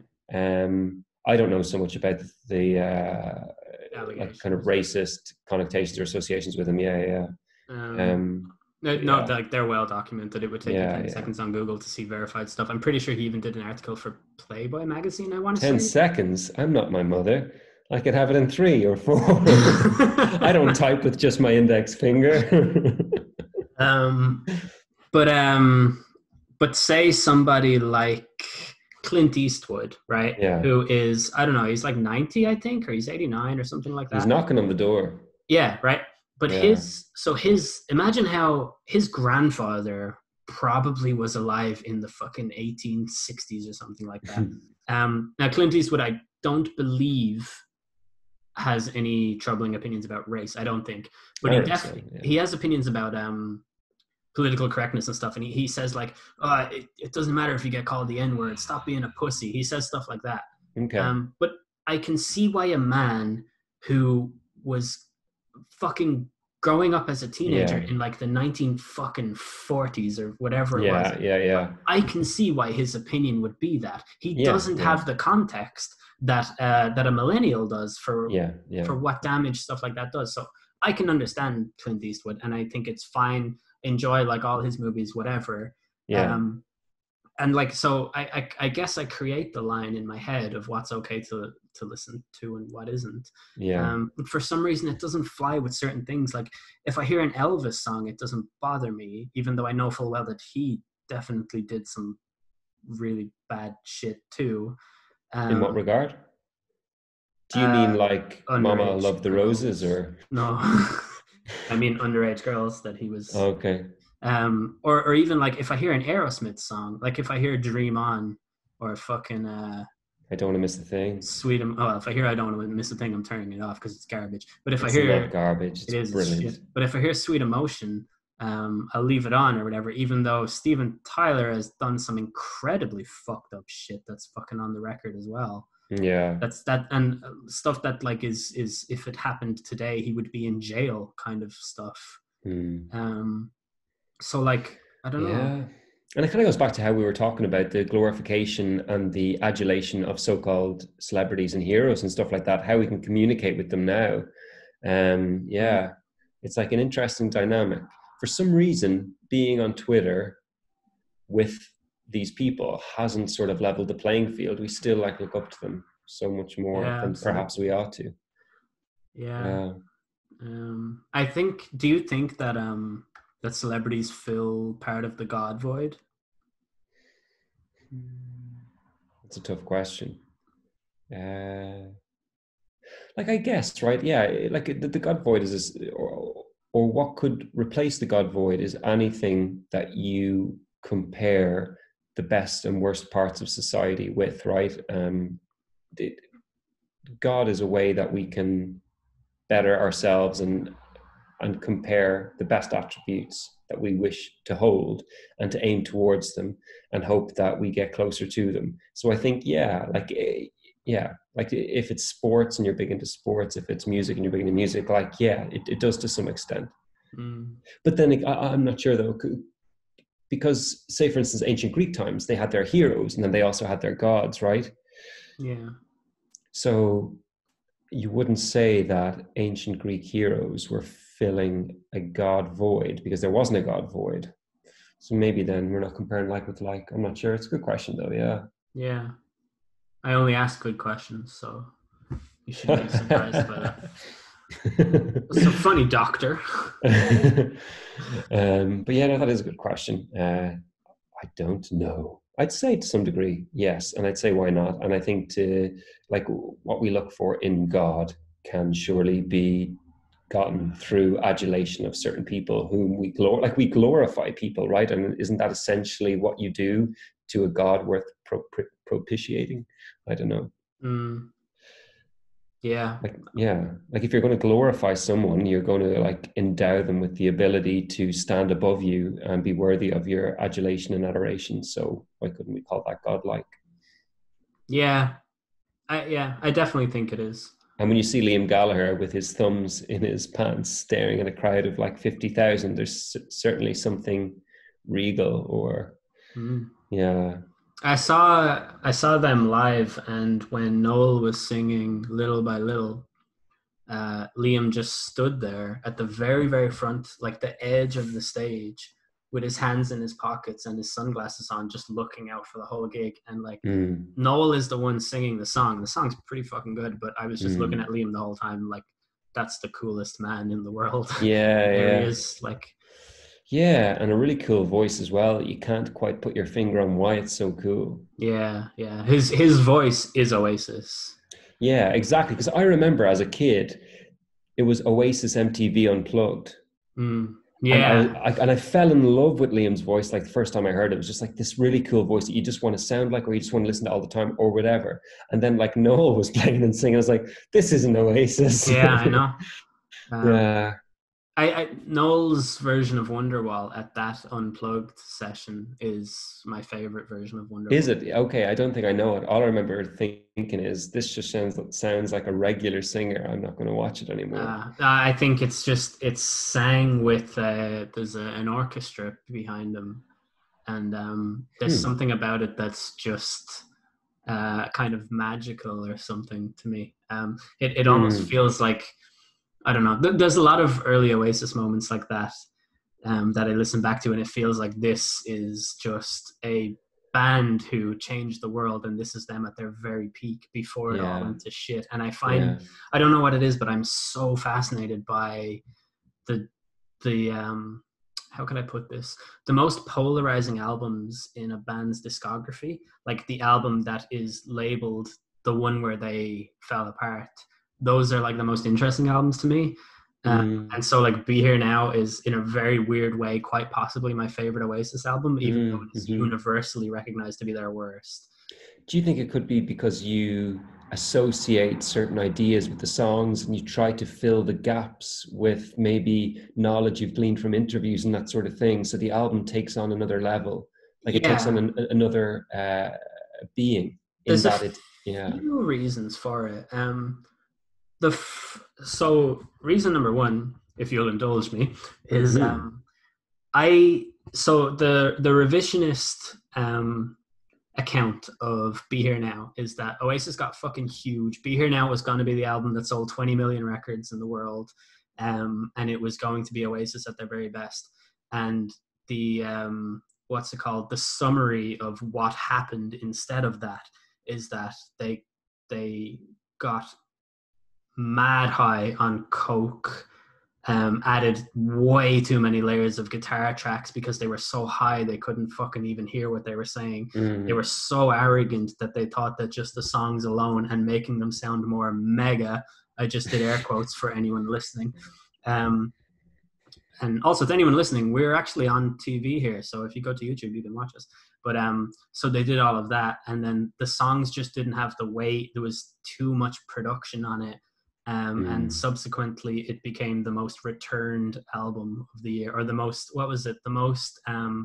The album that appeared in the most charity shops the next year, or something along those lines. Yeah. To hold on to it. A damning statement. I don't subscribe to this theory at all, because Noel had so many of these songs already, long before Be Here Now was even thought of. This in my mind was actually Noel's idea of a magnum opus. You can, if you watch the Supersonic documentary, you can see Oasis demoing the track all around the world in something like 1994, I think it was. The money that they had to put into the Be Here Now record, and the subsequent extra layers of production that went into it, I believe that was Noel's final version of it. They said that the tracks went way over long because they were so fucking coked out of their head that they kept jamming to these tracks. Like, it's nonsense. There are these things called I forget the fucking name of the demos. They're named after an island in the Caribbean that they went to record the demos. They went there on holiday with Johnny Depp or whatever. What the fuck is the name of them? But anyway, they recorded all the demos. The demos just sound the exact same, except they haven't added the layers of production. The tracks are the same length. They tried to remaster the album and make the tracks shorter so that it would suit a better album. And Noel got the song, the opening track of the album is called Do You Know What I Mean? It's 7 minutes and 42 seconds. Noel remastered it and got it down to like 5 minutes and 49 seconds. It's still not a very short song. And when he had finished remastering that track, he fucking gave up. And the whole idea of the album being remastered never happened because it was so much effort to do that one track. Like, I think that Be Here Now was what Noel thought was rock and roll, and that it would be the album that fucking broke them into the big, big, big time. Yeah. And Liam subscribes to that notion because he says, I don't get why Noel hates it. It's a fucking banging album. And like, I agree. I think it's fucking badass. I think Fading Out is like the most unique Oasis song. It's like a fucking southern rock song or something like that. It's the coolest intro ever. And it's got really glossy production. Like, I agree that you basically can't hear a bass guitar in the entire fucking album, but I don't think it suffers from that either. I think My Big Mouth is one of Oasis' best songs ever, except the production on that song is all over the fucking place. You can barely even make out the lyrics because there's about 6 different vocal tracks bouncing around, particularly in the build-up to the chorus. But overall, I think the album is fucking deadly. I think the songs are so sing-alongable. I don't know. I think if they recorded it again today, it would be considered like an amazing return to form for them. So yeah, interesting. And you're a newbie to this band Oasis, so it's all new to you. Yeah, I never even heard of them until last week. Fresh ears always tell the truest story. That's true, yeah. But also, to your earlier point, you asked me if I filled in the gaps of what they mean. Like, yeah, I definitely have an idea of what every track on the album means. Exactly. So then it gets sentimental, and as we've already discussed, sentimentality and nostalgia are the strongest forces in the universe. I would love to do a podcast with you where we just talk about nostalgia. Yeah. But even if it were possible to do some kind of screen share thing where we could like share videos of stuff from like the late 90s and be like, look at this Offspring video, like listen to exactly. That'd be really cool. Just have them like lined up and just go through them one by one. That'd be really cool. Yeah. I'm sure there's a way of getting that done, maybe. And not suffering the wrath of the copyright. I'll just ask my producer. Jamie, do you think that we could do that? Yeah. All right. He doesn't exist, so he doesn't know. So he will do it. Yes, everyone, absolutely. If you've any problems with what we show, just write to Jamie. Yeah, that's right. 1 El Dinero Drive. Yeah, pull that shit up, Jamie. Yeah. And not just your pants. Jesus. All right, I think we talked about music too much. A lot of people don't even listen to music who Who listen. likes music these days? Yeah, that's correct. It's overrated. Overall, I'd give it about a 6.6 out of 10 as a concept. Yeah, and not the Infinity Six with the dot on it. That's far too long. Yes, precisely. Do you have any other thing that you were binging on in the coronavirus Yes. lockdown? So this is kind of a tragic story. Kind of tragic, like the story of the story. So I was like getting into Fallout 4 again. I think it's like one of the greatest games ever. I just think the story of it's incredible. The gameplay is some of the most addictive I've ever played. And I've played it a few times, finished it a few times. I think it's brilliant. But this time I was like, no, you know what? I'll go back and just have a perfect playthrough. Like I knew exactly how I was going to do it. And just to put it into perspective, like I was level 70 before getting with the railroad, if anyone has played it and kind of can understand where I'm coming from. And it was just unbelievable. And I think actually in this particular global climate, Fallout 4 is a pretty good parallel thinking game in relation to kind of, yeah, just the world's gone to shit and you can't do anything. It has a post-apocalyptic feel where you can't even get toilet roll and eggs in a shop. So I was playing anyway, and it was a good way to like spend the time in the evenings. Like it's pure escapism. It's brilliant, and I love it. But yeah, then no, it's so personal. But I essentially got a character glitch or flaw that Bethesda is known for, and like I literally got turned off from it overnight. So yeah, I didn't need, like, so I was playing about 3 hours a day, got a character flaw, glitch, whatever, and then I was just like, well, there's no point in playing now. He's ruined forever, and my perfect playthrough is done. And I haven't played it since. But the game itself, though, I think is a great one to play. Like I don't know, like you've never played Fallout, have you? No. Like it's so good, it's so fun, and Fallout 4 is just like one of the best games ever. It's just like the highest form of escapism. It's just brilliant. Isn't it very hard for you to express that to me, a man who hasn't played it? Like, Yeah, it's, completely. yeah, I fucking hate that when that happens. Like, I believe you 100%, Yeah, but I feel yeah. like without the context, I I just know. can't. Jack, the guy who used to host this podcast with me, he loved Fallout as well. Yeah, yeah, It's like yeah. one of his favorite games. I mean, he's not dead. It's one of his favorite game series, I believe. Yeah, yeah, yeah. But no, like it's absolutely incredible, and like it has like one of the best like side characters of all time, like Nick Valentine, who's like this 1940s, 50s detective whose personality was implanted into this like synthetic human or robot, and then he woke up and he's like, "What the hell's going on? I'm like this detective, blah blah blah." And like, what's this body I'm in? But like he's just honestly one of the coolest people in any game of all time. Mm. And like I literally, like if he joins my party, I never have the heart to like send him away or pick a new partner because I feel like I'm backstabbing like one of the nicest people. That's Like it's so so funny. funny. Yeah. Yeah. When you develop a personal, Yeah, completely though. And yeah, like, and he always, and I love how like, and he's such an upstanding moral citizen that you actually feel like he betters you because when you're with him, you won't do things that are morally ambiguous because you know he'll comment on the action and you yeah, don't want him to be like looking down on you. So when I have him in my party, I actually am much more like morally good in Fallout, which basically means you're not mean to people, you don't kill people, you don't steal from people. But like if he wasn't in my party, I'd be a lot more liberal and loose with my morals. no, so you think the liberals are loose with their morals? Yes, I do. But, but yeah, like, and I actually am so frustrated that you don't understand what I'm saying in terms of like how good this game is. Yeah, Because like yeah. I certainly know how good AOE is. Like I bought it, I think like the first year it came out, like in the 90s, and I loved it straight away. It's like one of the greatest games of all time. I know, but it still bothers me that you don't play it now. To like, I don't know. I can't explain it. Like, It's because I've got an Apple. yeah, I know, I know. I'm not. No, to be clear, I'm not We'll disappointed in keep you this as a until person, off John. air.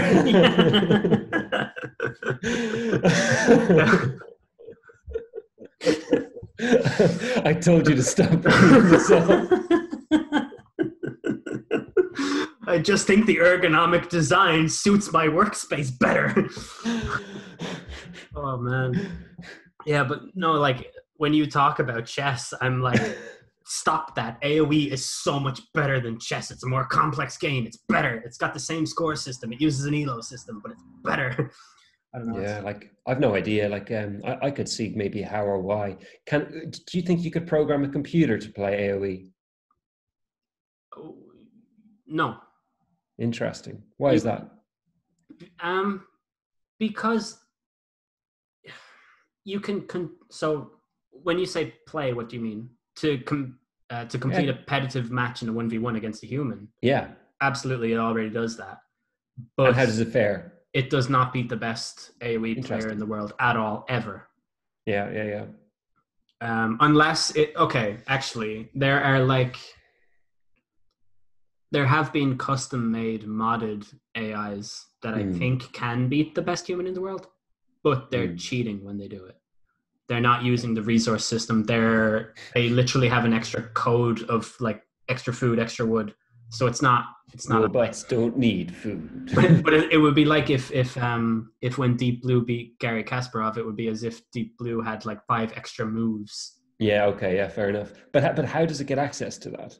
It's just coded in by whoever. This isn't something that the game has made. Just to be clear, this is a mod that people have added into Steam so that they can challenge themselves. Do you know what I mean? Okay, well, fair enough. Yeah, because if the computers, if the AI at the minute isn't beating people, then of course you're going to handicap it to make it competitive. No, it beats most people, I would assume. But there's one guy in AoE who is the best player in the world, and the hardest AI will not defeat him ever in 100 games out of 100. Interesting. Yeah. Interesting, because like, have you heard about like kind of like Google's, what was it? There was Leela Chess. No, Leela Chess was an independent source, like an open source AI, and it utilized like people's computing power. So people would sign up to Leela Chess, and then the program would utilize the computing power in each of the laptops or computers that was subscribed to it, and to get better and better, it would play against itself. And then there was a Google version that was like playing like the most insanely good chess of all time and was beating the greatest chess engine, Stockfish. And people were like, holy fuck, like this is like a new generation in computer chess. And it was also playing chess in a way that no one had ever seen, because the way chess engines work is they're programmed by people, usually or often from books and theory that's already existed. So the ground is sort of skewed in it that it plays like humans. But what they did, I'm trying to remember. Let me just Google what the Google's chess. You Google that. I'm gonna go for a piss and get a beer. All right. Google. So, have you Googled the thing? I have indeed. So yeah, Google developed this program called AlphaZero, and AlphaZero is a chess AI, artificial intelligence program, and the only things they loaded it with were essentially the rules of chess: what pawns, bishops, knights, etc., what they can do, how a game starts, and then they basically just let it play itself over and over and over. They didn't feed it any theory. So they didn't like start with the way, say, a chess engine does and give like weight or value to these things. I don't believe, I could be wrong, but all I know is that all it did was weigh a win. So a win is a good thing, a loss is a bad thing. And then over time, they saw how it was playing, and it was just a complete game changer. They were doing moves that humans would never even think of. And that's always really interesting, right? Because how can you learn the things you don't even know to look for? And then like, so Stockfish is like a really, really strong engine. Like even Stockfish would beat Magnus Carlsen, the best chess player who's ever lived. So Stockfish was already ahead of the best people. And then AlphaZero came in, Google's own chess AI, and it like mopped the floor with it. Like it didn't lose a game. That's fucking nuts, isn't it? And all it did was play itself over and over. Like that's all it did to learn, was be like, okay, I'm just going to play myself, see what works, see what doesn't work. And then because it's AI based, I don't understand how computer science works. It can incorporate wins and losses into its thinking pattern or models. And then it just gets better and better and better. And suddenly it's the greatest chess program on the planet. Like that's scary. Did you ever hear about, I feel like you might know more about this than I do, but there was an AI that they programmed to play video games, and they taught it one game, and I can't remember, was it like fucking Pac-Man or something? Yeah, or Minesweeper or something like that. And then it learned other games off the back of what it learned No about this way. one game. And Interesting. so by the end of the test or whatever it was, and I don't know the details for this, so anyone listening, like, I'm really sorry. Yeah. I'm just like talking about a thing that I heard about 5 years ago. Not 3 years ago, I'd say. But yeah, so they taught it one game and it subsequently learned other games. And then it Mm. became like the best in the world at like a load of those games. And No. yeah, it's Were they crazy. all like 80s, like Atari games? Yeah, but I think there were some that weren't, like along the lines of Solitaire. I don't think Solitaire was one of them, but I think there were card games involved. Um, Solitaire really annoys me I for the main fucking reason that sometimes you can just get a bad fucking deck. have you. So what you were just saying about chess, right? I think is mind blowing that the It game has is. been around as long as it has, and that a Yeah. computer has just figured out as we know it now, the best way of playing it.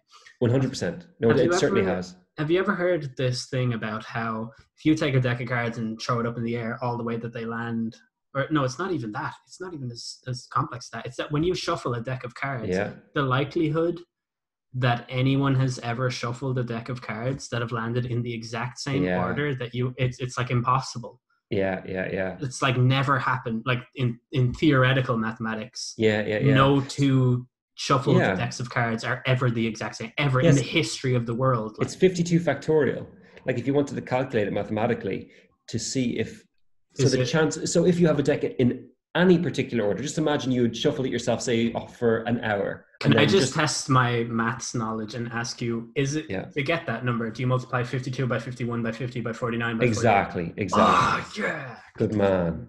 But yeah, so if you actually calculate that, it's a mind-blowing amount and probably results in more than any amount of like decks of cards that have ever existed. Mm-hmm. But Yeah. then it's, I would say, based on nothing and me being a lay person and like the type of person who should not weigh in on this type of subject, I'd say that probably has been the same deck of cards drawn twice, just based on things like the fact that, do you remember like a few years ago, probably about 15 years ago, the Hungarian lotto numbers were the same for 2 weeks in a row? Did you ever hear that? But didn't they just realize that the electronic machine was stuck? I fucking hope not. No, I'm only joking. No, I've never heard that. That's pretty insane. Jesus Christ. The light just disappeared from my eyes. I know, I know. They just forgot to hit the button Yeah, again. yeah. Did no one reset the machine from last Yeah, week? exactly. Yeah, yeah. That's Uh, interesting. No, but that's the well, so it's one of my least favorite of all time sayings. That's the exception that proves the rule. I've Like never what heard the that in my life. have you not? People No, always say that, swear to God. but that's the exception that proves the rule. It's like what does that even mean? Like if you actually break It that means down, nothing. Yeah, it means it means absolutely nothing. yeah, that's the exception that proves the rule. No, Like yeah, actually, I just want to yeah. For anybody listening, if you could explain that to me in the comments, I'd be eternally grateful. dude, I have so many hang-ups about language things. There's Language so things, I can see one of them is there are so many linguistic hills that I'm willing to die on. there we go. Um, Now we're the, talking. I don't know. Should I even get into them here? I think you Uh, should. so one of them, you're guilty of this, but I don't. I don't. I did one time call you out on it, and we had a discussion about it, and you agreed with me. So I leave you off whenever you do it. But if you, Literally. Is that it? I say literally. I love Uh, literally when I don't mean it literally. Like I literally died. I have no qualms with that. yeah, because you're using it as hyperbole. You're utilizing hyperbole. But by definition, I literally has no understand place that. with. Yeah, me Yeah, too. but by definition, like died has no place in it. You know what I mean? Like by definition, you didn't die. No, but that's the point. Yeah, I know. Is that you're using literally with died? Yeah, I don't I don't. agree with. I have no problem with it. Yeah, I use that all the time. yeah. But go Same. on. Sorry. What are the linguistic hills you're So happy to die on? one of them that comes to mind is this this jumper needs washed. This t-shirt needs washed. Mm. That's not a fucking sentence. It needs to be washed, or it has been washed, or it will be washed. It does not need washed. That's not how verbs work. Fuck off. Yeah, yeah, yeah. I know. It's a very. Is it very Irish? I'm No, British it's not biased. Irish at all. It's British. It's Nobody in British. Ireland says this. Only British people say Is this. it? I'm Yep, pretty sure I've heard absolutely. that I before. have That never that heard that it from needs an Irish cleaned. person. No, Interesting. no. Okay. I first ever heard that when I lived in Scotland, and I was like, "Sorry, what? It needs cleaned." And they were like, "I fucking needs cleaned, you ball bag." But yeah, it fuck that fucking drives me demented. I hate it, and I hate. There's loads of things that the English say where they say instead of sixth, they say sixth. Like, Oh sorry, no, do you know what's really funny? You know, if they're trying to say like though, they'll say foe, or like THs as Fs. yeah, but when we say Free. tree, we get fucking lambasted and pilloried for it. And there's another one that really fucking irritates me. And you see, the BBC are guilty of this. Is they say an historic event took place today.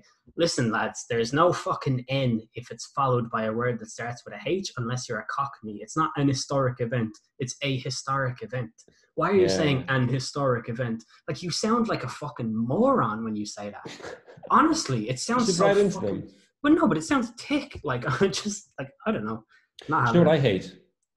So there's a good rule of thumb in writing that if you're describing anything between 0 and 10, you should use I want to get this right.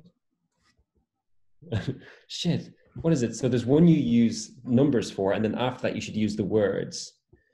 Yeah, so if it's between 0 and 10, you can use like the words. So like if you're going to say there was one person, you'd say like ONE. But if you're going to say 11, you'd use the number 11.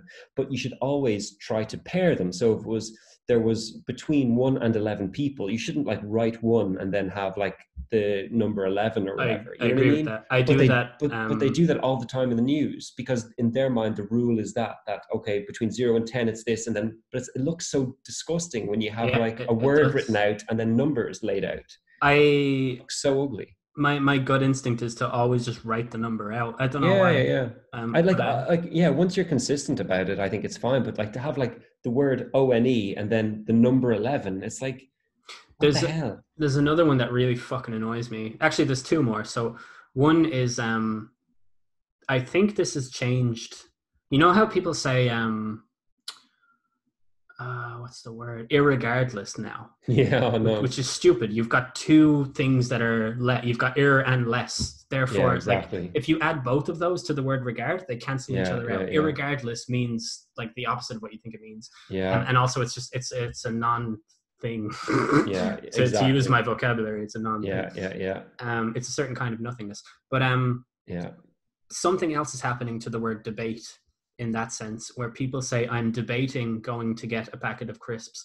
And I can't explain, I don't think there's actually a rule in the English language or a definition that backs me up on this, but Hmm. just the word debate by its nature implies an interactive sort of a setting. And if you say you're Mm, debating it, like you're not, you're contemplating it. You mean the word mm, contemplating, and they both have ating in them. So you're saying mm, debating because you couldn't think mm. of the word contemplating. But it really fucking irritates me. I'm debating Yeah, going down and get a packet of crisps. Like, are you actually, yeah? In your head, is there fucking two voices? Like, no, you're yeah, drawing up yeah, a list of yeah. pros and cons. It's not the same thing as debating. Like, it's Yeah, exactly. Yeah. Another thing that I think a lot of people mistake is, like the word myriad. A lot of people say, oh, there was like, I've got a myriad of reasons why I like that. the reasons of why I like that are myriad, is what you Yeah, said. or just there are myriad reasons. Like myriad basically just means many. There are many reasons. There are myriad reasons. The other one of that is not. It's not the other one of that, but it's another one that people get wrong. Is I was enamored with that. Like, no, you were Mm, enamored of that. You don't get enamored mm, with things. You get enamored of them. And mm. one that really fucking irritates me, and I see Neil deGrasse Tyson, the fucking most pedantic man in the entire fucking universe, has gotten this wrong loads of times. You say, this beer is comprised of wheat and alcohol. Oh, Nope, this yes. beer comprises those things. It is Or it's composed composed of. of. Exactly. Neil deGrasse Tyson doesn't know that. I think that could actually be the worst of all because I think that is like so much more common than all the other ones we said. Yeah. It's comprised of, yeah, Yeah, it's so. exactly. It's Every so time I hear it, I fucking die. grinds my gears. But like, you left me a voice note today, and there was some noise happening in the background, and you said the word comprised, and I thought that you said is comprised of, and I stopped, and I went back 5 seconds, and I was like, this. Yeah. Thank God, you know. And I was good, was I? I was clean. You were, yeah, you passed. I, I, I let you in. I've kept my integrity for You another have, day. yeah. You've lost it a few times during this podcast, but I kept it. Well, Yeah. I'm only human. But these linguistic hills are Mm. they will probably be the death of me. You know, and at the end of the day, what better way to die? I don't know. John, talk. Hey, stuff. Yeah. Yes. So linguistic and hills, hilly, Mm. hillish, vales, verdant vales, very verdant The vales. Teletubbies, they lived on a hill. They did Well, with a baby son. over the hills and far away.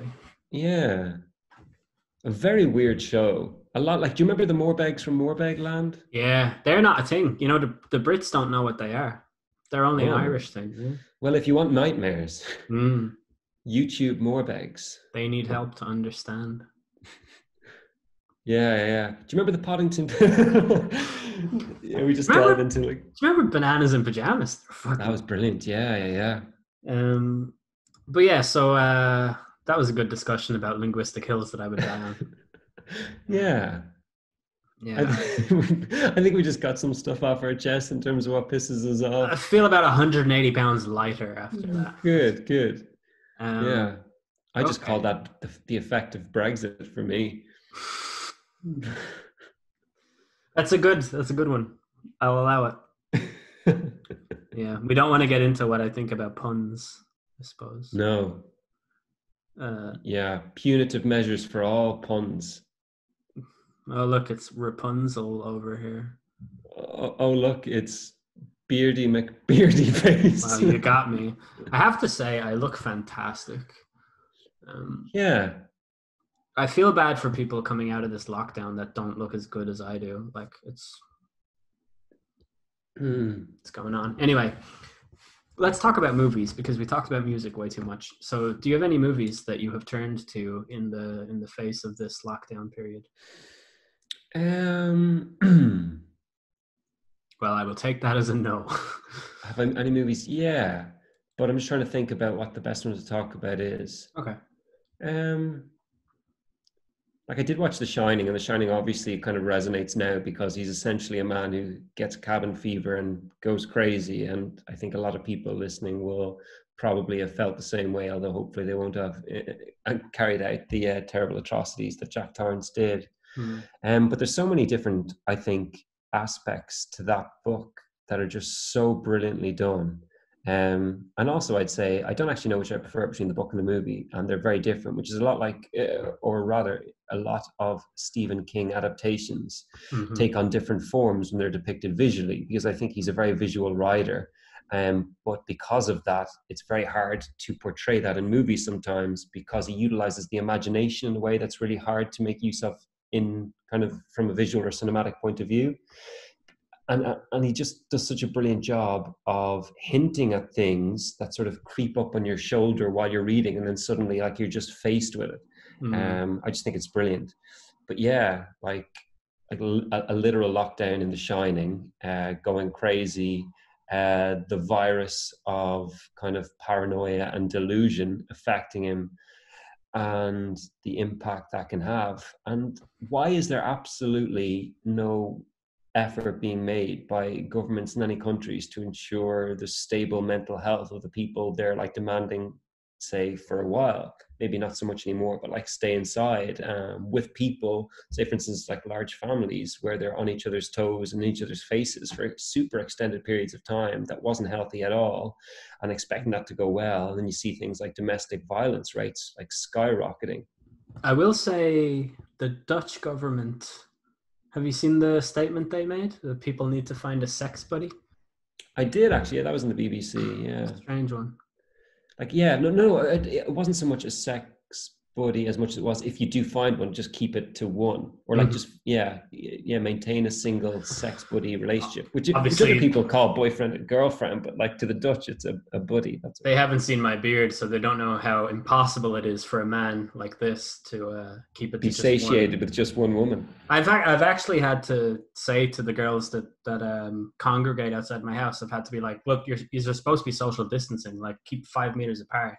Yeah, yeah. But they're not listening to it, and like I feel terrible. But I mean, what am I going to do?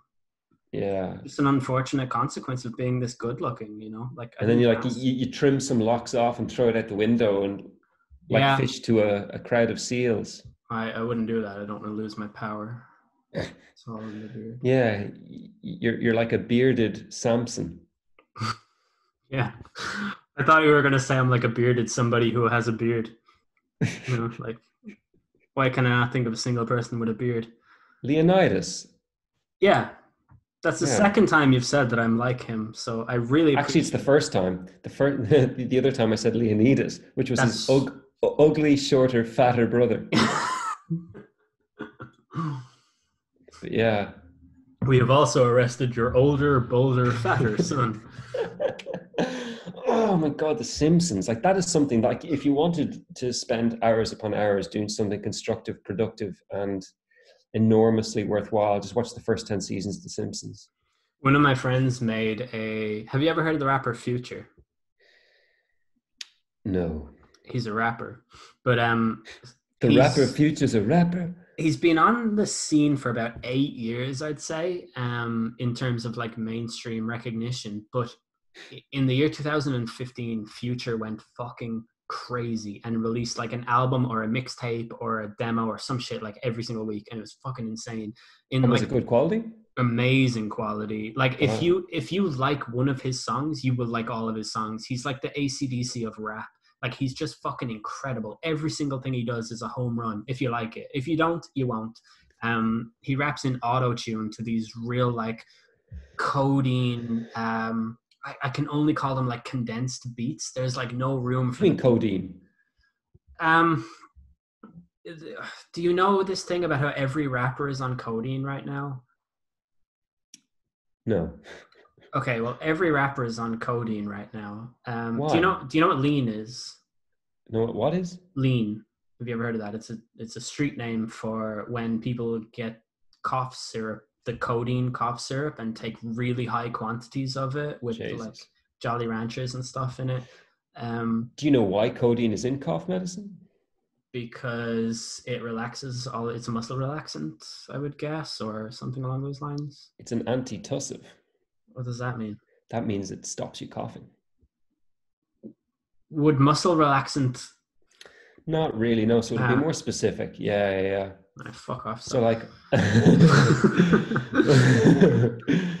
but yeah, sorry, go on. There are so um, leaning. so I guess to give you the full context of Future and then explain why I'm talking about him, which is one image. Um, Shoot. Rap music is having its emo moment. It's finally learning how to be emotionally expressive. I'm sure you've heard some elements of this. Do you know who Post Malone is? Yeah, of course. Have you Did heard you any see of his his Nirvana songs? covers? Yes. They were incredible. I have a weird relationship with him. I like him, but I also don't like him or want to like him. I But don't really know him at all, but I thought he did an incredible job doing Nirvana, which is no easy feat.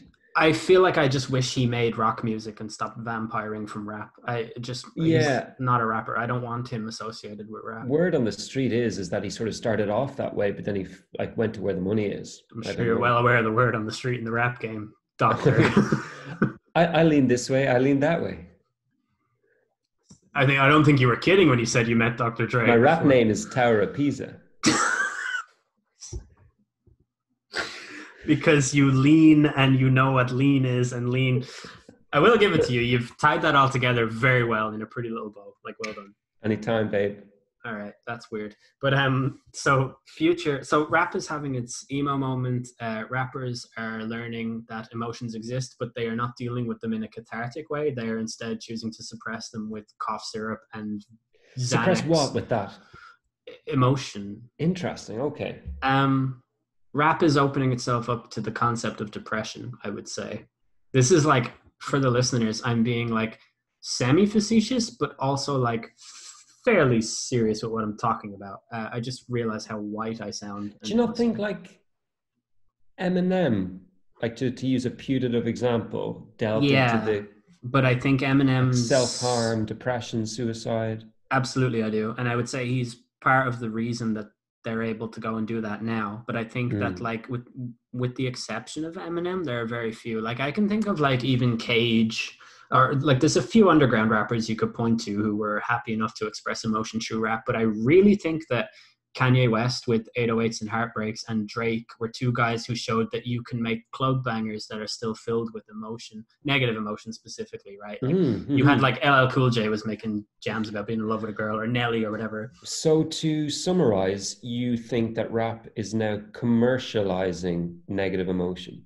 Very much so, yes. And Mm. I think Post Malone is the fucking apex, the pinnacle of commercialized emotion.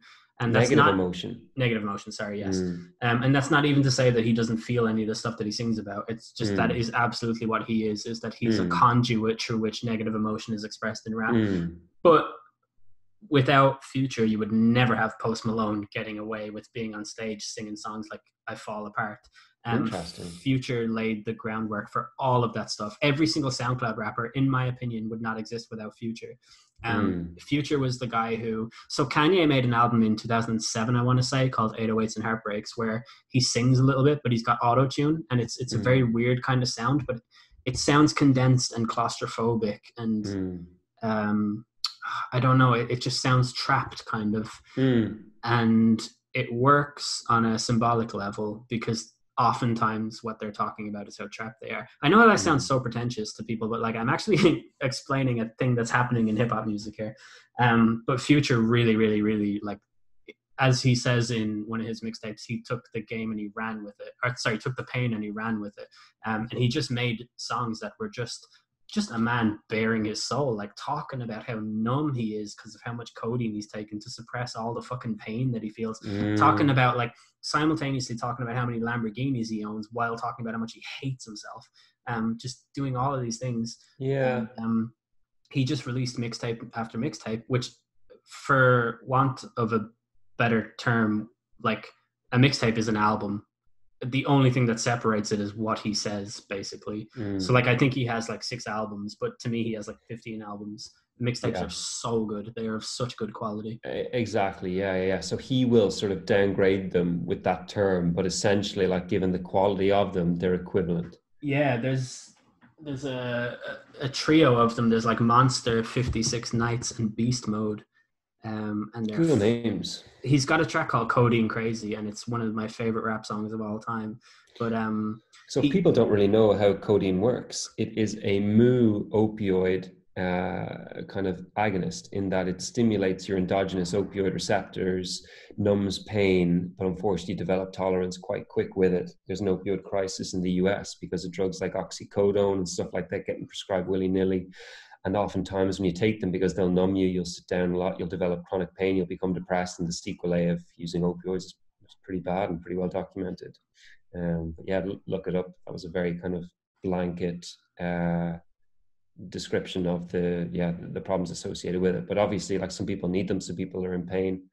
But yeah, Would you be interested in participating in some kind of a book club with me, except instead of books, it's albums, where definitely. I'll give you an album to listen to. I'll give you the context around it, why I think it's great, and you listen to it with that context in mind, and then you tell me what you think of it, and then you do Yeah, the same, and then yeah, perfect. Yeah, yeah, yeah. And then we can actually break them down and talk about each other's viewpoint with them. I think that'd be brilliant. sweet, let's do that. We can even do Amazing. it. We can record it for YouTube, even. Yeah, yeah, yeah. I would love that. I would Okay, absolutely love that. And I think really the context is so important because, and I mean this with every fiber of my being, when I know something about a band and I can kind of relate to it in some way or personalize them, I find it so much easier to get into music, absolutely, into yeah, their music, yeah. the band in question. Yeah, yeah.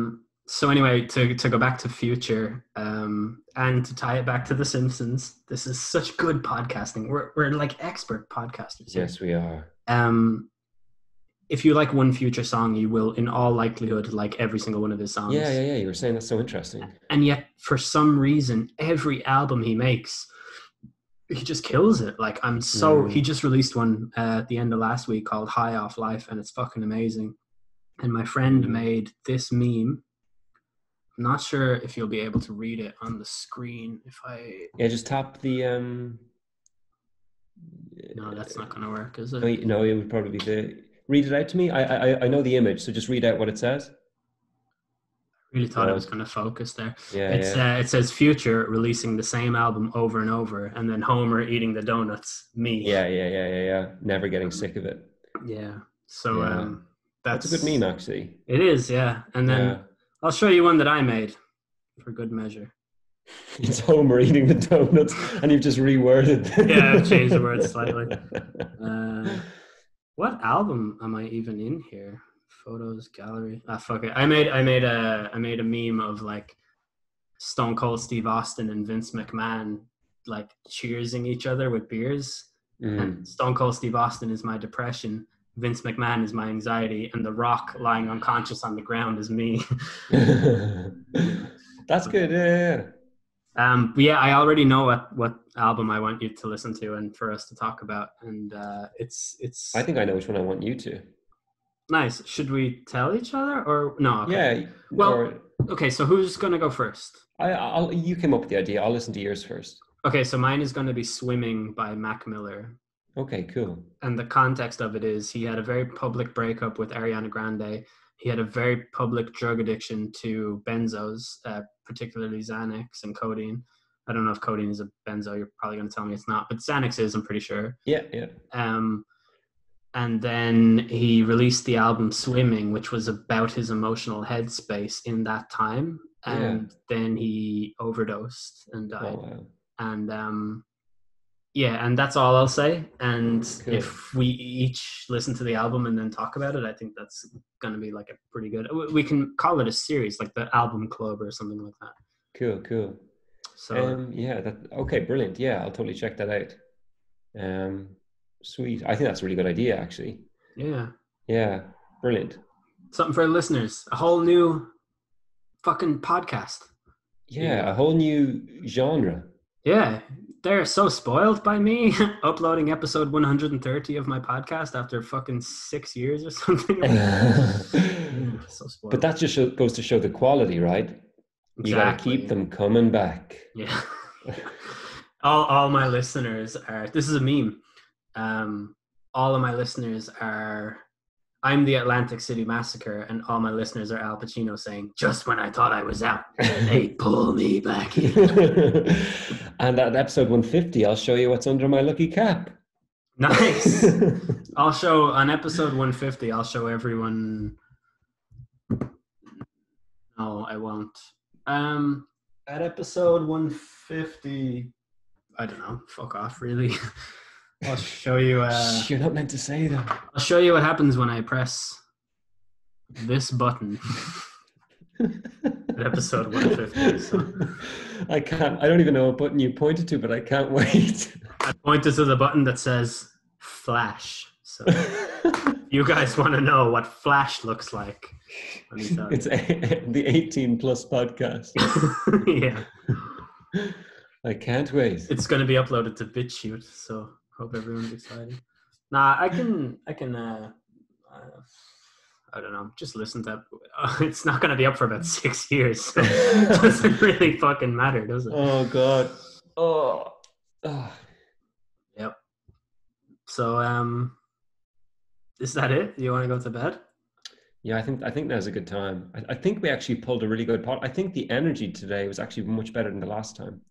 Yeah, it was an interesting combination of Red Bull and alcohol for me. That kind of took me somewhere else a little bit. I'm definitely not comfortable enough being on camera without having a beer to put in my hand whenever I feel very aware of the fact that I'm on camera. So yeah, it's good for me to have that little outlet. I just imagined everyone listening to me was naked, and that worked the charm. I imagined that I was naked, and it made me feel way better.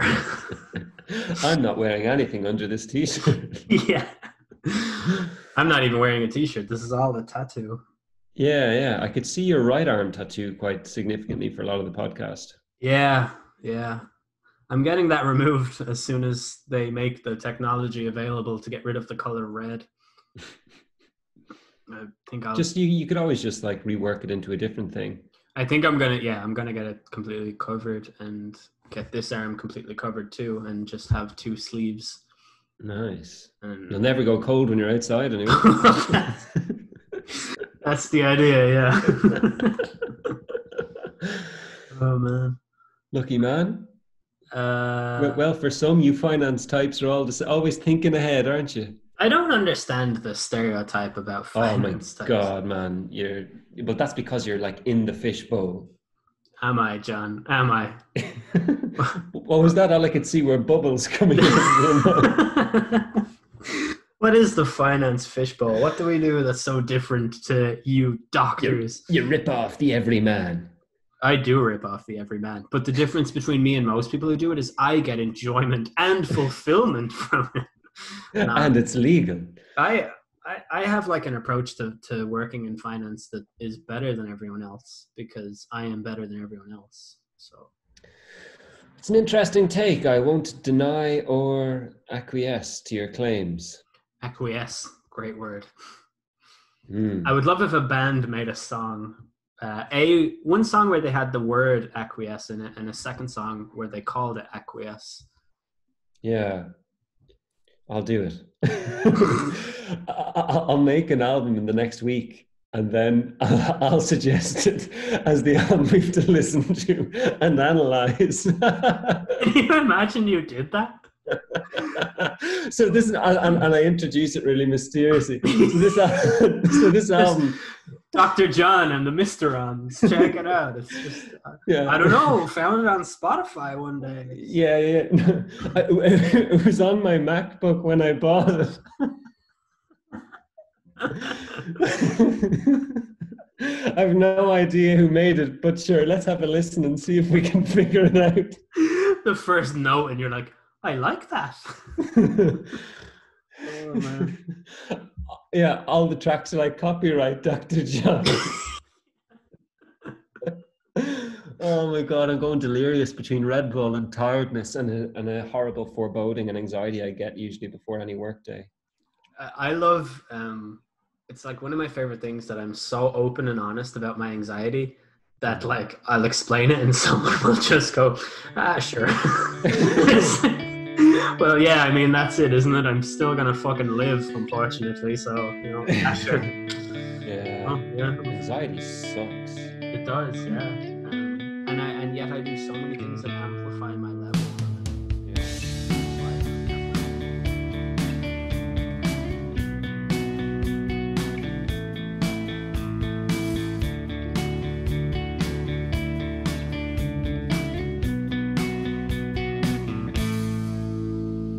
Shaking like a dog shitting razor blades. I'm waking up next to nothing after dreaming of you and me. I'm waking up all alone, waking up so relieved while you're taking your time with apologies. I'm making my plans for revenge. Red eyes on orange horizons. If Columbus was wrong, I'd drive straight off the